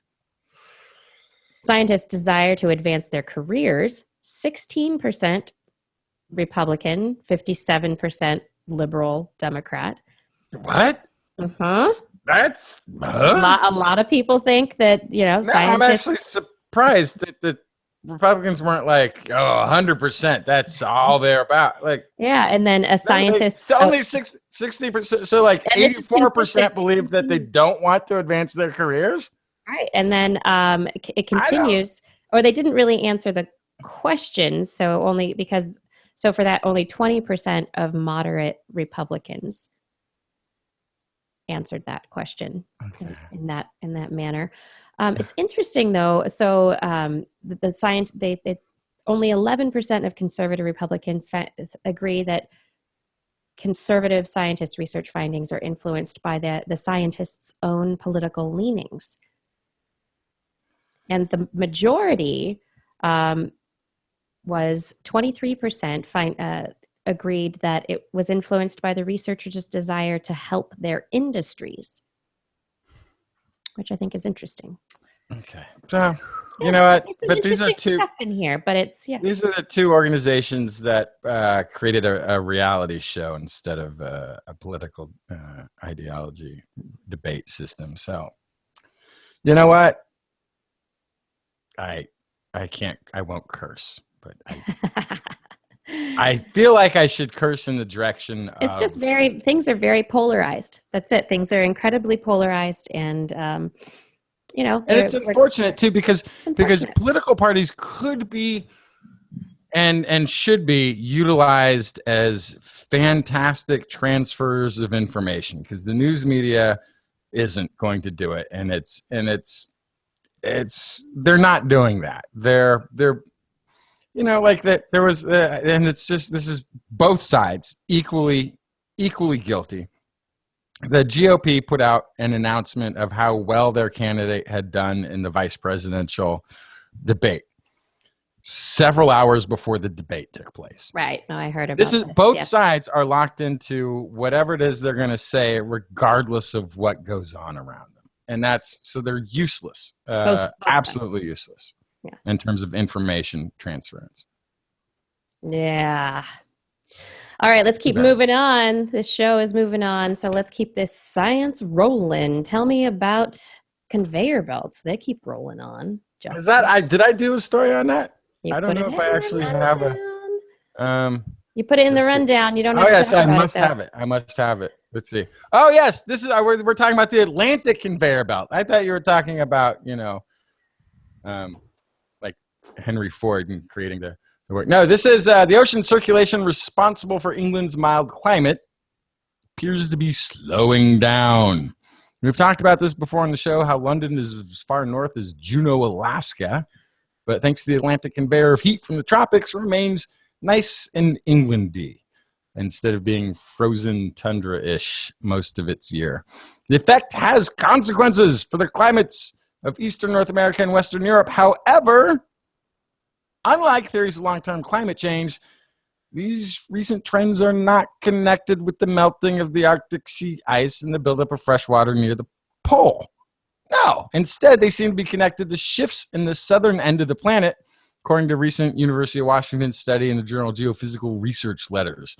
So the slowdown is actually happening very gradually, but it seems to be happening like predicted, according to Catherine Kelly, oceanographer at University of Washington's Applied Physics Laboratory. This was the prediction. You would sort of have this freshwater melt off from the North Pole Arctic cap, and all that fresh water would be desalinizing the northern Atlantic and also making it a little bit colder, and that would slow down the conveyor belt. And so you would have freezing temperatures kind of starting to show up in London and New York. And that's not what's happening, although the conveyor belt is slowing down nonetheless. So it's sort of interesting, and it makes me want to kind of go back and figure out how they came up with their prediction. So what the study looked at from satellites and ocean sensors off Miami that have tracked what's known as the Atlantic overturning circulation for more than a decade, and it shows definite slowdown since 2004. Looking at other observations to determine the cause, researchers ruled out what had been the prime suspect, massive melting and freshening in the North Atlantic, and that would also stop water from sinking, put the brakes on the overturning circulation. It appears, quotey voice, that this 10-year slowdown is not related to salinity, Kelly said. In fact, despite more ice melt, surface water in the Arctic is getting saltier and denser because there's less precipitation. The rain isn't coming down as much. That means the slowdown can not possibly be due to salinity. It's just backwards. The North Atlantic has been getting saltier. Instead, the authors saw a surprising connection with the current around the southern tip of South Africa, which is known as the Agulhas Current. Warm Indian Ocean water flows south along the African coast and around the continent's tip toward the Atlantic, but then makes a sharp turn back to join the stormy southern circumpolar current. Warm water that escapes into the Atlantic around the Cape of South Africa is this August leakage. New research shows the amount of leakage changes the quantity of heat transported northward by the overturning circulation. So while the slowdown of the Gulf Stream and broader overturning circulation for whatever reason would bring less warm water to the Eastern North America, Western Europe, any effects, it says, are actually being overwhelmed by the overall warming due to global warming. So the prediction that the conveyor belt was going to slow down is tracking the amount that they said it would slow down, but for a completely different reason, taking place on a completely different end of the globe. So this is sort of interesting because this makes me wonder how they came up with that prediction in the first place.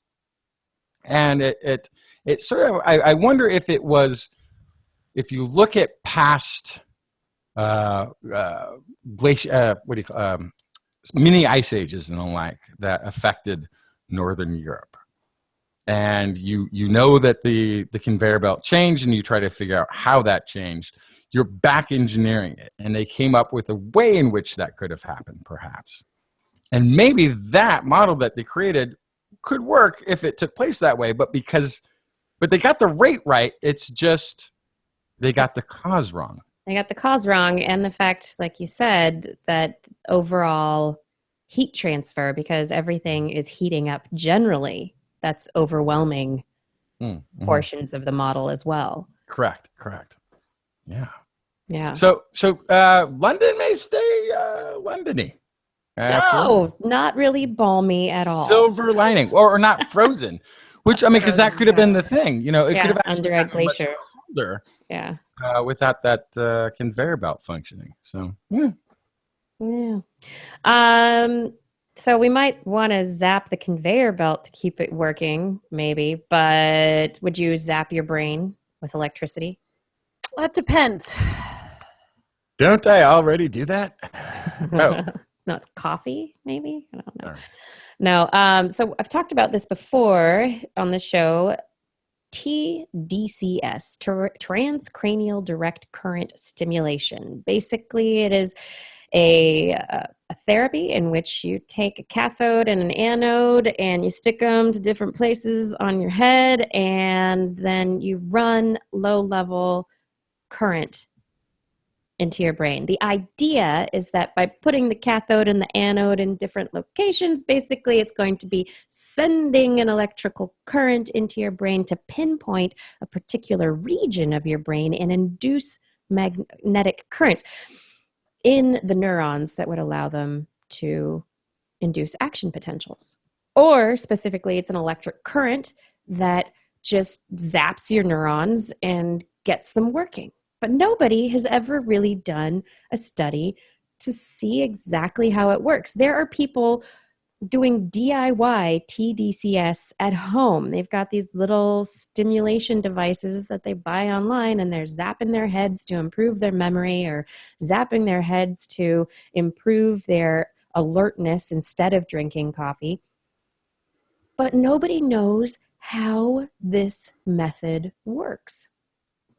And so some researchers, Danny Wang and his team, professor of neurology at the USC Mark and Mary Stevens Neuroimaging and Informatics Institute, developed an MRI method, so magnetic resonance imaging method, where they looked for magnetic fields induced by TDCS currents and could visualize them in living human brains.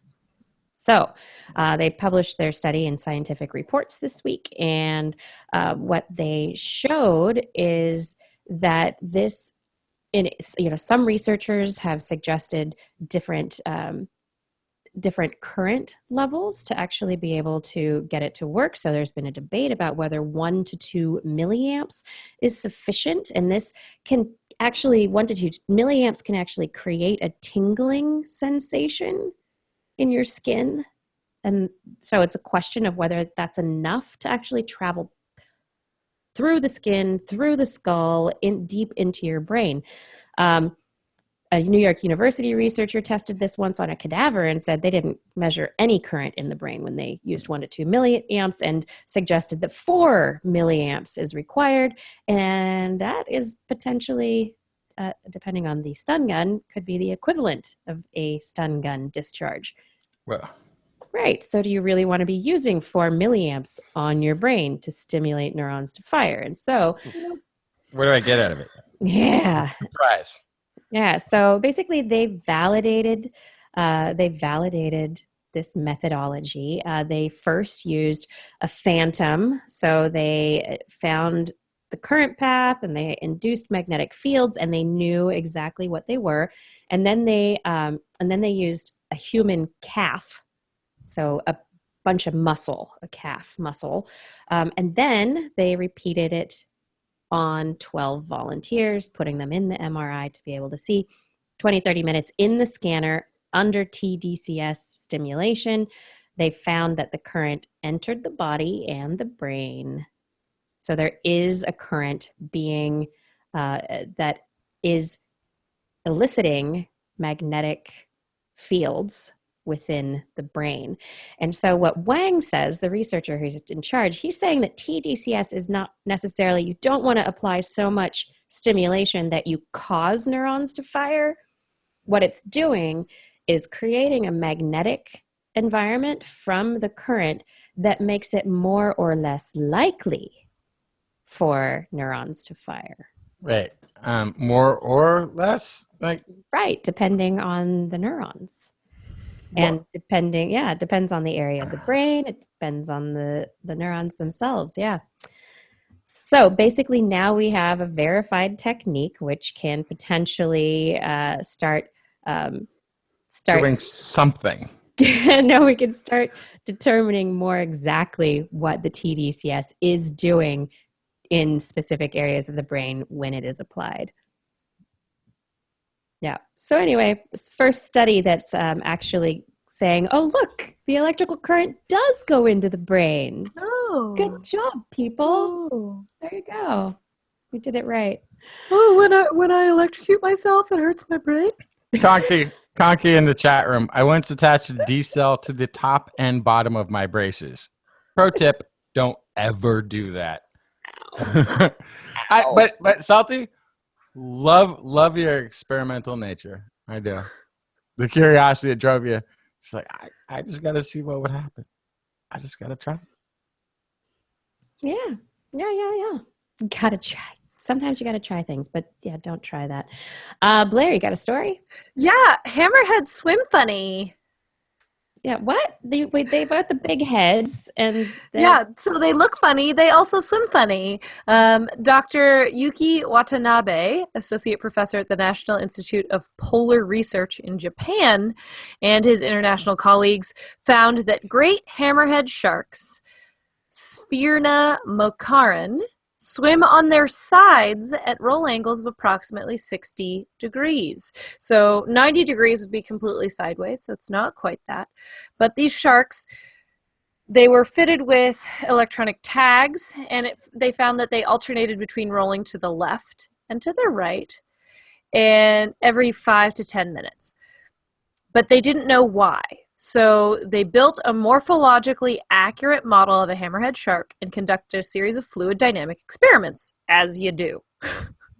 They found that when the sharks rolled, they had their very long dorsal fins, which are the fins on their back, produced lift forces like airplane wings. So by going to the side, they avoided sinking, and they were able to continue swimming at minimum energy expenditure. So the hammerheads have this unique way of swimming to reduce the energetic costs of swimming. Nice. It's not because they have a hard time seeing because their eyes are so really far apart. No. There are lots of other interesting ideas about hammerheads, being sensitive to, really super sensitive to magnetic fields and using those magnetic fields in their navigation to be able to go from seamount to seamount. So it's neat to know that they're also developing this, that they have also developed this energy efficient swimming style. It's all about the cost benefits. What are we gonna Identity do? 4 in the chat room points out, Blair, I bet the hammerhead shark thinks you look funny. Probably does. Probably does. That's right. Let's see. Fada wanted me to give a quick rundown on the Blue Origin story this week. So everyone talks about SpaceX, but Jeff Bezos' company, Blue Origin, is also launching rockets and has basically been telling everybody that they expected their New Shepard rocket to blow up. It was going through an in-flight launch escape test, and then it didn't blow up. It landed. Now, that's a showman. That's a hype man. It landed, all right, ladies just and gentlemen, our rocket is definitely going to blow up in the most spectacular explosion, much better than the SpaceX explosion. It'll be bigger, more fireball-y. And then everybody watched it and was like, oh, it just worked. It just worked. Yeah, and so they separated the crew capsule from the New Shepard booster at 16,000 feet, and this is a critical test to be sure that the capsule would be safe for humans, because one of the next steps is to put people on these reusable rockets, right?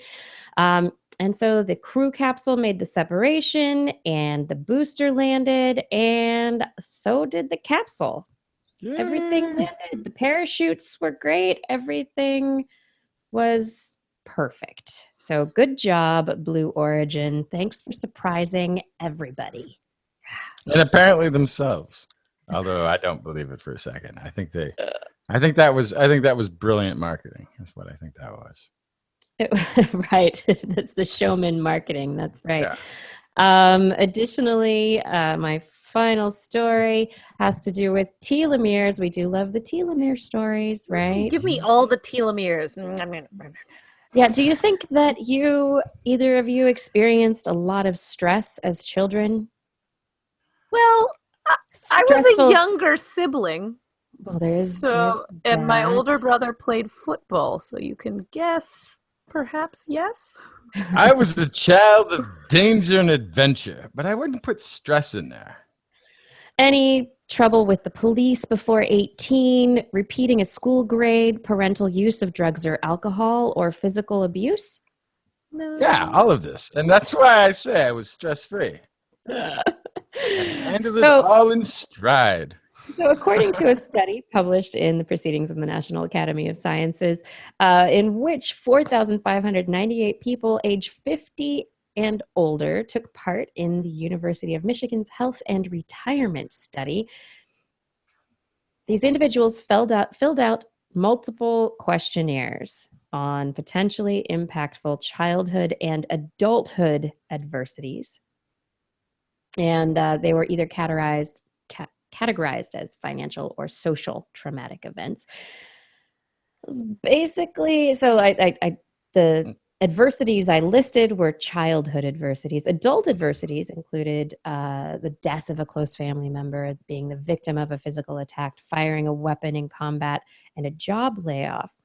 So first off, I'm going to, before I get to the results of this survey of adults, is that these are self-reported answers to questionnaires, which we know self-reported results are faulty because people have terrible memories and they also like to remember things a particular way. So also I can tell you right off the bat before you even get to the results, if they just made it one questionnaire, I would have been fine. But multiple questionnaires would have caused me to be stressed, and I would have been cursing under my breath, like, why couldn't they have just done this in one shot? Why do I have to keep getting other forms and filling this up? And it's a different system now. It's a 1 to 5 instead of ABC. Like, why did they do this to me? But anyhow, basically, if you had stress when you were a child, it is going to affect the odds of having short telomeres after age 50. So, and it's limited to social and or traumatic, but not financial incidents, because what do kids care about money? But it is adverse events during childhood are associated with an 11% increased odds of decreasing the ends of your telomeres after age 50, whereas any lifetime adversity, like overall of your whole life, is associated with decreasing their length by 6%. The odds of having shorter telomeres increased by 6%. So I'm just wondering, I mean, they're talking to these people in adulthood, getting to them to self-report, and I don't know. I think there's some issues with this study. I hope they go forward to look into issues such as, by the time you're 50 or 60, you've probably at some point, maybe in your 30s or 40s, started to try to live a better life, maybe, than you did when you were in your 20s. Maybe you're looking mortality in the face and you're going to yoga, more days a week. So Maybe it you're turns out- eating better. Maybe you're Right. meditating. Maybe you stopped drinking. You know, so what is we don't know Yeah. what the effect is of actually changing your behaviors as you get older. And maybe there's a correlative to dwelling on past stresses and having shorter telomeres. Could be. Like the longer telomeres, you're like, yeah, that was fine.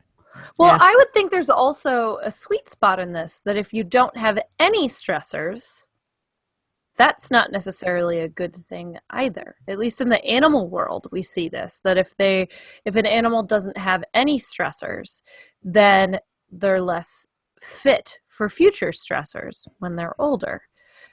So I would think there has to be some sort of bell curve here, because if you're not getting stressors, that also means you might not be in as good of physical shape, or there's lots of other things involved.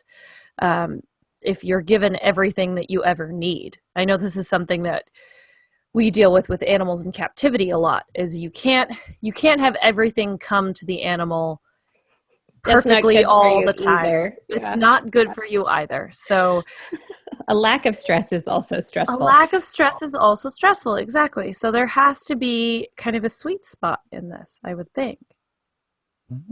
So end note is stress, it affects your telomeres. Maybe stress in childhood affects your telomeres more than stress when you're an adult.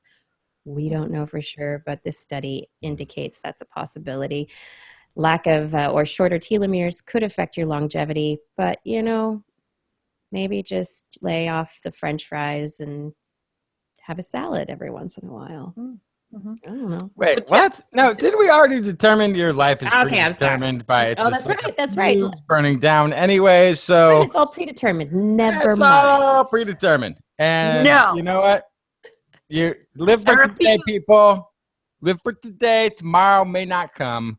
Even if you've got the long-term telomeres and the genetics could go 120 years, I'm going to put my brain in a robot. So you could get hit there. by a bus That's or good. and That's have right. your Wait for brain the put into a robot.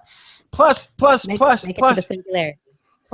they're getting to the point where they think maybe the human longevity thing is kind of already at its maximum. I can't. There's a story I saw but didn't bring, but there was some talk that like from the age researcher people, which is also a good sign that we're about to have a really big breakthrough in the next decade or so. That's going to make human life, like the average, be 250 years. Because every time anybody ever in science has ever said we're at the limit of anything, this is it, done, we There's break always more. through that. We just break on through to the other side. We just go right through. I'm telling you, I'm going full Krang. It's going to be great. Full Krang. Awesome. All right, you guys, we have reached the end of another show, just like Justin's working on reaching the ends of his telomeres. Oh my goodness. And it's time for me to say thank you to our Patreon sponsors. Oh, my favorite people. These are by far my favorite people. Thank you to Chris Clark, Paul Disney, G. Burton Lattimore, Dave Friedel, John Ratnaswamy, Richard Onimus, Byron Lee, E.O., Jared Lysette, Ulysses Adkins, Kevin Parachan, Andy, Keith Corsell, Jake Jones, Eric Schwab, Bob Calder, Mark Mazzaros, Ed Dyer, Trainer 84, Brian Hedrick, Layla Marshall Clark, Charlene Hedry, Don Kamarechka, Larry Garcia, Randy Mazuka, Tony Steele, Steve DeBell, Haroon Sarang, Melissa Mosley, Alex Wilson, Jason Schneiderman, Rudy Garcia, Greg Guthman, Dave Neighbor, Jason Dozier, Matthew Litwin, Eric Knapp, Jason Roberts, Craig Landon, Daryl Lambert, Rodney, David Wiley, Robert Aston, Darwin Hannon, Cosmic Gypsy, Brian Hone, Orly Radio, Brian Condren, Pixelfly, Marked, Nathan Greco, Hexator, Dabra Smith, Mitch Neves, Flying Out, John Crocker, Richard Porter, Christopher Dreyer, Ben Rothig, Sylvan Westby, Artyom Shuwada, Dave Wilkinson, Steve Mashinsky, Rick Ramus, Gary Swinsberg, Phil Nadeau, Braxton Howard, Salgood Sam, Matt Sutter, Emma Grenier, Philip Shane, James Dobson, Kurt Larson, Stefan Insom, Michael George, Russell Jensen, Mountain Sloth, Jim Drapeau, Tara Payne, John Maloney, Jason Olds, James, Paul West, Alec Doty, Illuma Lama, Joe Wheeler, Dougal Campbell, Craig Porter, Adam Mishkan, Aaron Luthen, Marjorie, Paul Stanton, David Simmerly, Tyler Harrison, Columbo Ahmed. Thank you for all of your support on Patreon. If you are interested in supporting us, you can find more information at patreon.com/thisweekinscience. Also, remember that you can help us out simply by telling your friends about TWIS. This week, tell 2 friends about TWIS. That would be wonderful. And on next week's show, once again, we're going to be broadcasting live online at 8 p.m. Pacific time. And we will also have an interview with someone from the Maryland library system who will be talking about the importance of libraries in science, technology, engineering, and mathematics, also helping us to ramp up for our live show in Baltimore. So you can join us on twis.org/live. You can watch and also join the chat room. But if you can't make it live, don't worry about it next week. You can find all of our past episodes at twis.org/YouTube or twis.org. Thank you for enjoying the show. TWIS is also, of course, available as a podcast. Just Google This Week in Science anywhere in your iTunes directory. Or if you have a mobile type device, you can look for TWIS, the number 4 Droid app in the Android marketplace, or simply This Week in Science in anything Apple marketplacey. Justin, what's a podcast? For more information on anything you've heard here today, show notes will be available on our website. That's at www.twis.org. What's that website? It's www.twis.org. One more time? www.twis.org, where you can also make comments and start conversations with the hosts and other listeners. Or you can contact us directly. Email Kirsten at thisweekinscience.com, Justin at twistminion@gmail.com, or Blair at blairbaz@twis.org. Just be sure to put TWIS, TWIS, somewhere in your subject line, or your email may be spam filtered into oblivion. You can also hit us up on the Twitter, where we are at TWIS Science, at Dr. Kiki, at JacksonFly, and at Blair's Menagerie. We love your feedback. If there's a topic you would like us to cover or address, a suggestion for an interview, a haiku that comes to you in the night, please let us know. We'll be back here next week, and we hope you'll join us again for more great science news. And if you have learned anything from the show, remember, it's all in your head.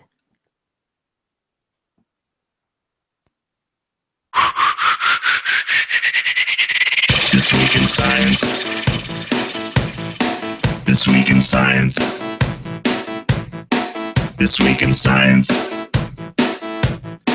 This Week in Science, it's the end of the world. So I'm setting up shop, got my banner unfurled. It says the scientist is in, I'm gonna sell my advice. Show them how to stop the robots with a simple device. I'll reverse global warming with a wave of my hand. And all it'll cost you is a couple of grand. 'Cause this week's science is coming your way. So everybody listen to what I say. I use the scientific method for all that it's worth, and I'll broadcast my opinion all over the earth. 'Cause it's This Week in Science. This Week in Science. This Week in Science. Science. Science. This Week in Science. This Week in Science. This Week in Science. Science. Science. I've got one disclaimer, and it shouldn't be news, that what I say may not represent your views, but I've done the calculations and I've got a plan. If you listen to the science, you may just better understand that we're not trying to threaten your philosophy. We're just trying to save the world from jeopardy. And This Week in Science is coming your way. So everybody listen to everything we say. And if you use our method instead of rolling a die, we may rid the world of toxoplasma gondii. 'Cause it's This Week in Science. This Week in Science. This Week in Science. Science. Science. This Week in Science. This Week in Science. This Week in Science. Science. Science.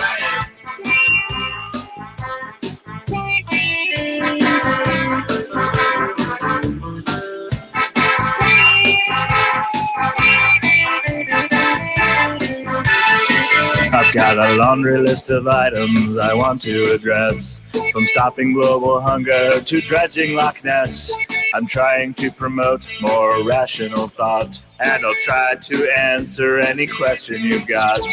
But how can I ever see the changes I seek when I can only set up shop 1 hour a week? This Week in Science is coming your way. You better just listen to what we say, and if you learned anything from the words that we said, then please just remember it's all in your head. 'Cause it's This Week in Science. This Week in Science. This Week in Science. Science. Science. This Week in Science. This Week in Science. This Week in Science. Science. Science. This Week in Science. This Week in Science. This Week in Science. This Week in Science. This Week in Science. This Week in Science. This Week in Science. This Week in Science.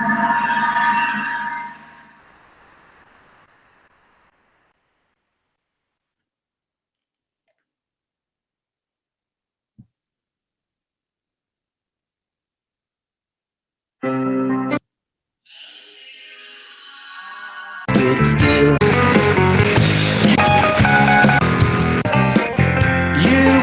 People once thought the sun exerted some which and round, round, round. Oh yeah, oh yeah, oh yeah. You can't believe what a skeptic one has real before you're.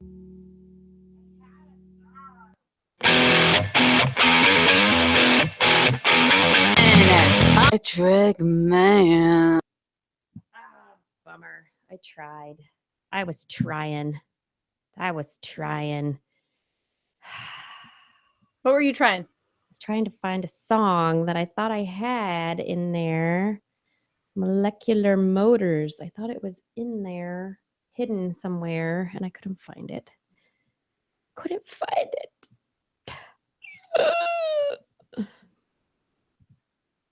But this is the after show. We're back with more This Week in Science. And yes, I have this giant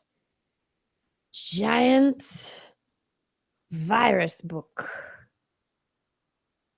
Who gave you that? The Mail. Ooh. It has a foreword by Carl Zimmer. But this is an amazing book, and I can't wait to speak with the author, Marilyn Marilyn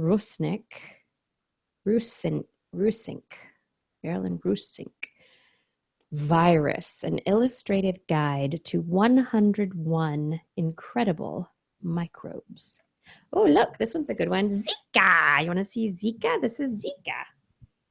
There's the Zika structure. Ah. Zika, and then that's what it looks like. Look at those little purpley dots. There's the Zika.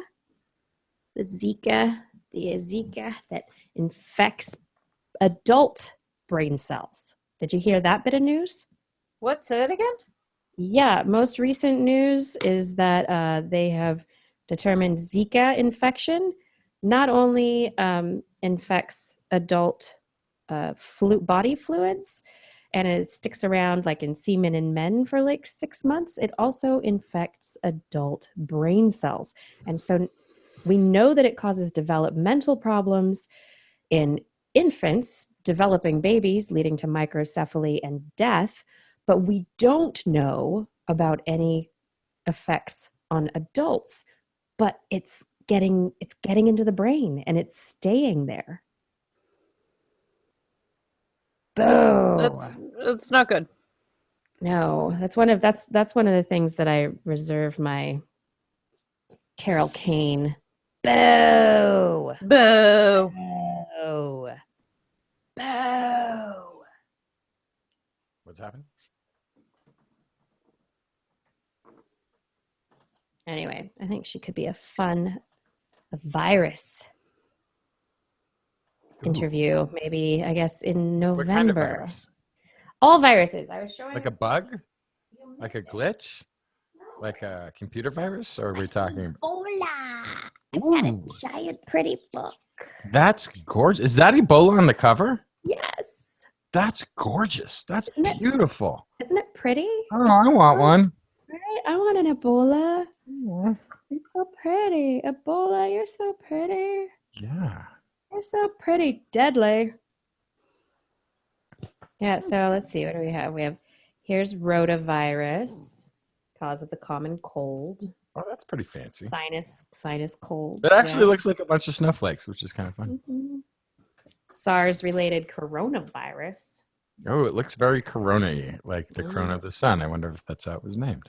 Maybe. Oh, look at her. Chickenpox and shingles virus, varicella zoster. It looks like eggs. It does look like eggs. It's so cute. So Eastery. Oh, here's West Nile. Ugh, that looks West- like piracy. That looks bad. West Nile. Nile. Mosquito. Ugh. Yeah, I was showing Zika. Here's Zika. Zika looks like, I think my kid made a Zika virus in school the other day in art class. Vertebrate and let's see. Yeah, it's got anyway. Ooh, this one's a pretty one. Boyd inclusion body virus. Pretty. Wow. Hey, thanks you guys. Who's heading out? Good night, you guys who are heading out. Thanks for joining us tonight. A lot of these images, these are stained and false color and all that kind of stuff, but they are pretty. Yeah, but so is our view of like galaxies when we see those sort of galactic gas formations. It's all Look at this. that looks like an insect or a Enterobacteria. bug, maybe. Isn't that a virus? It is a enterobacteriophage. So this attacks bacteria. Wow. It's a virus.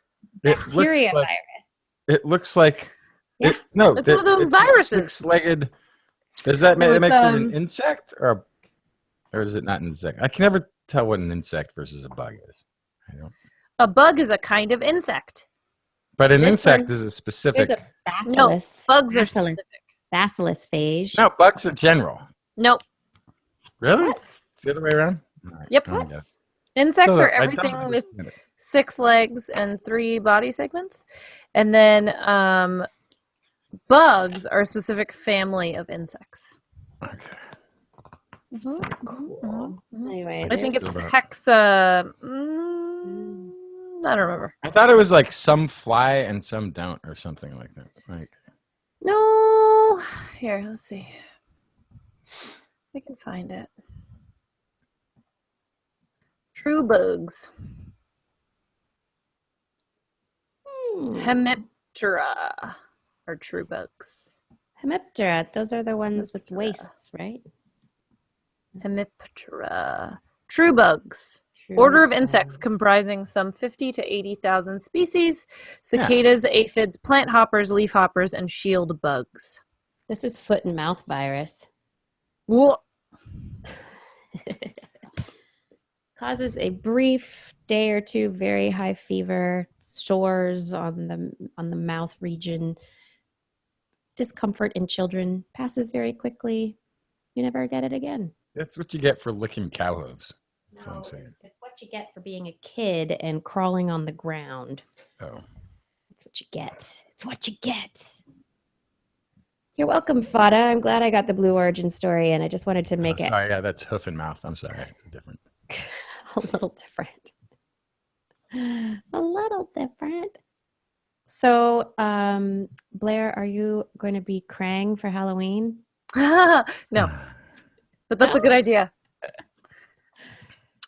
See, this is what happens every Halloween. It's October, and I don't have a costume. No, I figured out my costume. I want to be a pirate. I finally figured it out. Awesome. I haven't figured Have mine one out yet. yet. I don't have a costume yet. Okay, what am I going to do right now? I feel like Blair just goes to her closet and goes, "Which costume this year?" Well, what I did this year was, which wig this year? And then I picked a costume around the wig. And I'm more like, Figured it out. okay, I need to get a white Figured it sheet and cut out eye holes because that's what's going to happen. Because that's what always happens. I never Yeah. plan this right. I almost did a rerun, but I decided not to this year. I'm not Okay. telling you, Fada. You have to wait. Do we have a Halloween show? Twissoween!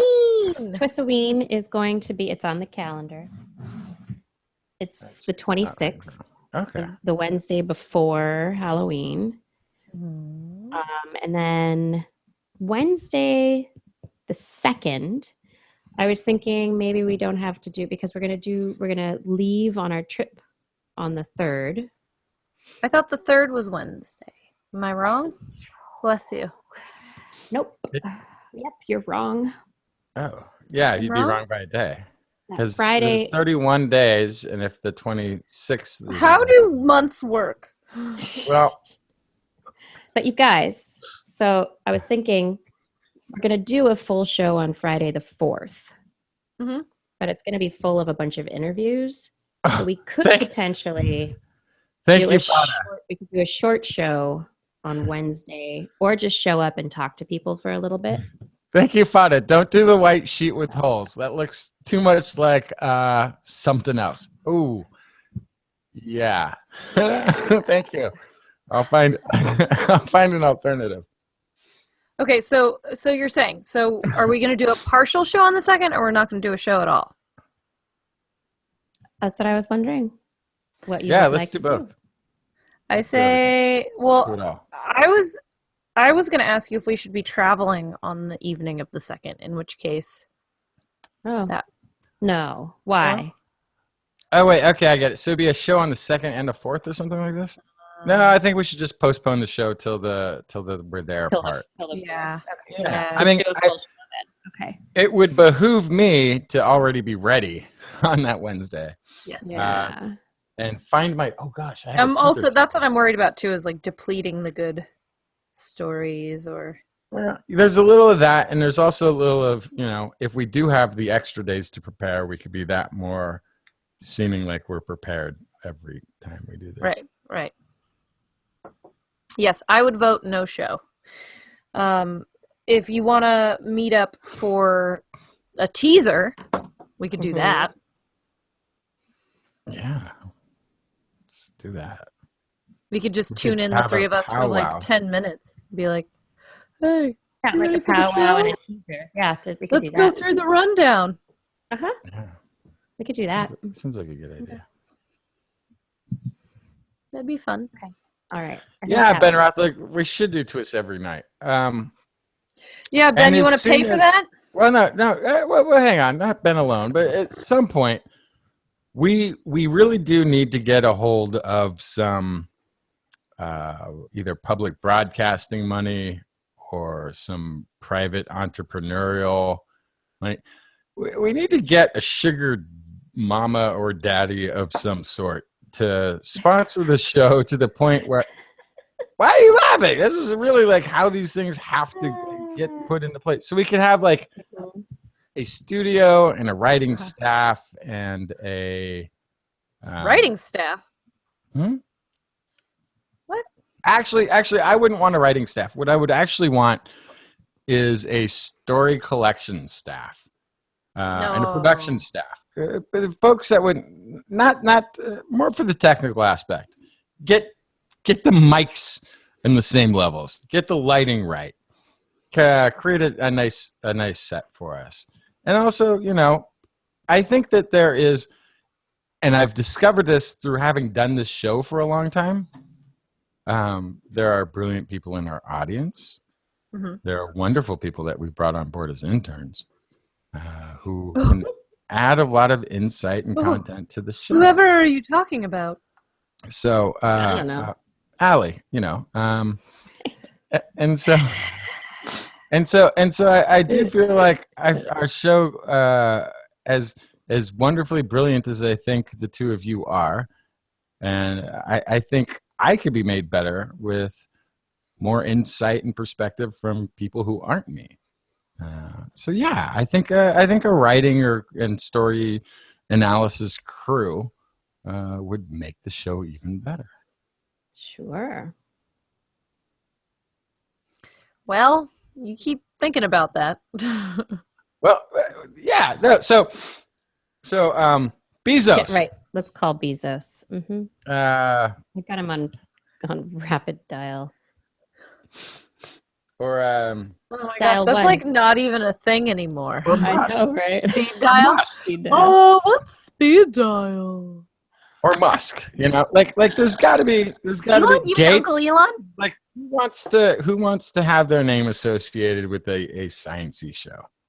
there's got to be somebody who's like, you know what, science communication needs to be a thing that keeps happening. And on Hey, broader Elon, context. you got to spare a little bit of money for us? Actually, I will gladly go work for Tesla as one of your salespeople Yeah. or salespeople trainers, and take it to that next level. You know, like we can all help each other here. We all got skills that we could entertain each other with. But really, like, to Ben's point, it would be fantastic to do this show every night. I don't think that I'm over promising to say that we could probably do the amount of content that we do weekly on a daily basis, because within every week there is a selection process that takes place where I'm like, okay, I've found the 4 or 5 that I'm going to roll with, right? And there's a whole bunch that I would love to have delved into or thunk about and researched a little or brought to you. There's a lot of stories that I wish each week I could have brought. There's a fantastic story where this week, which we didn't cover, about how they discovered the creating of the Himalayas also lost about 50% of the mass of a continent that went into that making, mostly by sinking it. And how they've also discovered through, actually it would have been perfect story for our guests, analysis of magma in different places of the world shows that the mantle can get dropped down into the mantle and absorbed again, which is something they didn't think could happen. That which is continents, this is not a permanent situation. It can disappear, it can get dropped down, it can get devoured, it can pop back up again. Like there's more dynamics into things like that. I mean, that's an interesting story that would have been fun to have delved into and sussed out a little bit better. Yeah. You know, there's illuminating molecules. This time it's they're doing this at UC Davis right now. But this is University of Vermont, Dartmouth College. A new way that some molecules make their own luminescent glow. And it happens to be a strange bright green light that they produce. And in certain situations, they can see even more of this light. And this is one of these things that can be used as a marker for sort of biomedical analysis of what's going on where in a body without having a harmful radiation or anything like that. So there's like all these different amazing stories. Like, I'm just going to kind of go through some. I'm just going to kind of generally swath through. Oh, there's been all kinds of dinosaur stuff. One is they've been finding what we call, what do we call it? It's the evolution, where you see the same morphology showing up in different places. There's all kinds of this that they've discovered in reptiles that looks like, very much like things that we see either later or earlier in dinosaurs, but developed completely on its own path. So You're talking about convergent evolution? It's like a form of convergent evolution, yeah, where these traits show up multiple times. Before the dinosaurs, after the dinosaurs, during the dinosaurs, during modern day existence of being on the planet. Yeah, there's a lot of stories that we should have and could be covering. Yes, Ed from Connecticut, we do have Minion Hangout every Thursday night, which I could go to. We could have Blair and Kiki could have Thursday nights off, and we could just do that.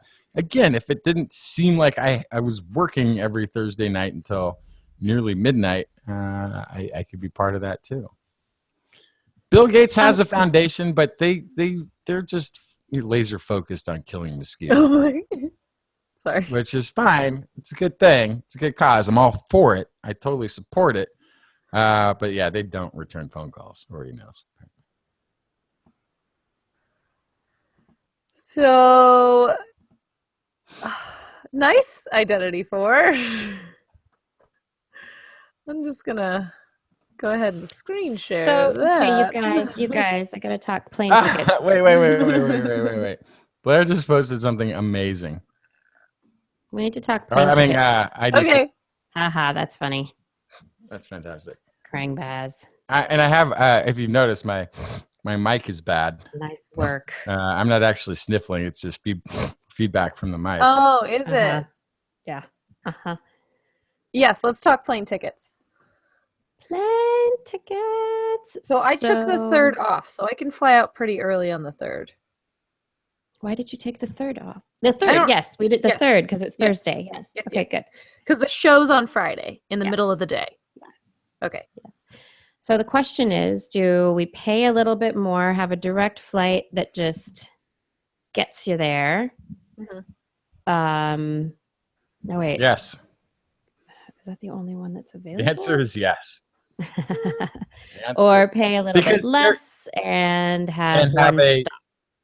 Have Okay, one so stop. we're talking about winter-ish times. So this extra stop could be much more dangerous than Where would the stop be? yeah. That's the question. Yeah, it depends. I found one flight that has a stop in Atlanta, another one that has a stop in Detroit. Okay, I'd say the Atlanta one might be a go, but There's Detroit, another one. gosh knows Yeah, Detroit's tricky. the weather's going to be. Yeah, Detroit, gosh knows. Yeah, well, just the weather-wise, we're talking about wintry times and polar we could get vortex stuck. area. That's true. Okay, so the Atlanta flight leaves earlier in the morning. What is Correct. MSP? Minneapolis, that's going to be similar. Mhm. Northern. How long's the layover in Atlanta? It's only an hour, which is why It's pretty tight. it's tight. Yeah, it lands, supposedly the plane will land at 3:36 p.m. and then you're supposed to get on another flight at 4:21 p.m. Mm.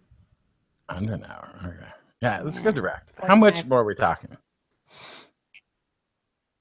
Fata's like, I'm out of here. Night, Fada. Good night, Fada. Don't blame you at all. Yeah, logistics. Well, so the issue is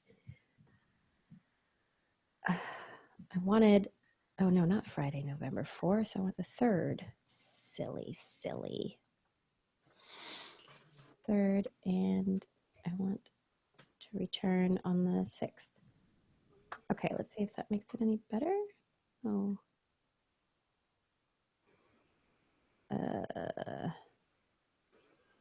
Actually, I should probably not interject input into this discussion. I'm a bad itinerary traveler or planner person.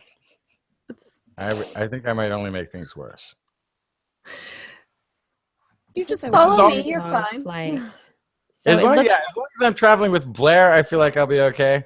Yeah. Otherwise, I need a direct flight, and if it could parachute me into my hotel room, this is Right. Yeah. No, don't you worry. We'll go. Are there Well, nonstop travel tandem. flights? So funny. I can only find one flight on United, but that's direct. But Question. it's like an overnight flight. That's all I'm seeing. Are you looking for flights that what's your destination airport? Baltimore, BWI. So I flew into Washington Dulles last time, and that was like a 40-minute drive, I think, from Baltimore. Yeah, it's a bit of a drive. It's a bit of a drive, but it might be easier or cheaper, even accounting for like our Lyft or something, Mm-hmm. or a shuttle. It might be cheaper just to fly into Washington Dulles. Eric and AK just needs the unaccompanied minor service. No. Blair's there. Blair's going to be there. I got it. It's under control. Blair's going to be there. Everything's under control. I'm really bad at buying flights.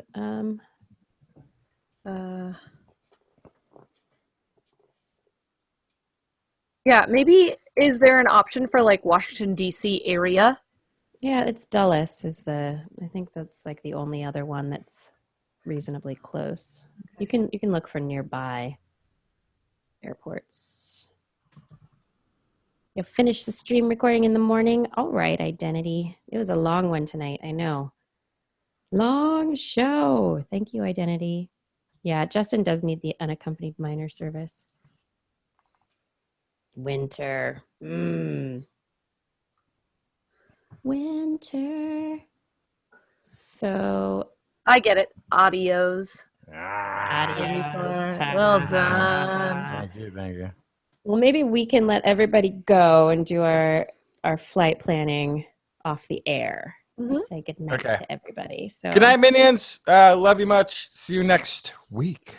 yeah, thank you so much for Maarten. joining us. Nights and news. Super excited to do more next week. Don't hang up. Just stop broadcast, Kiki.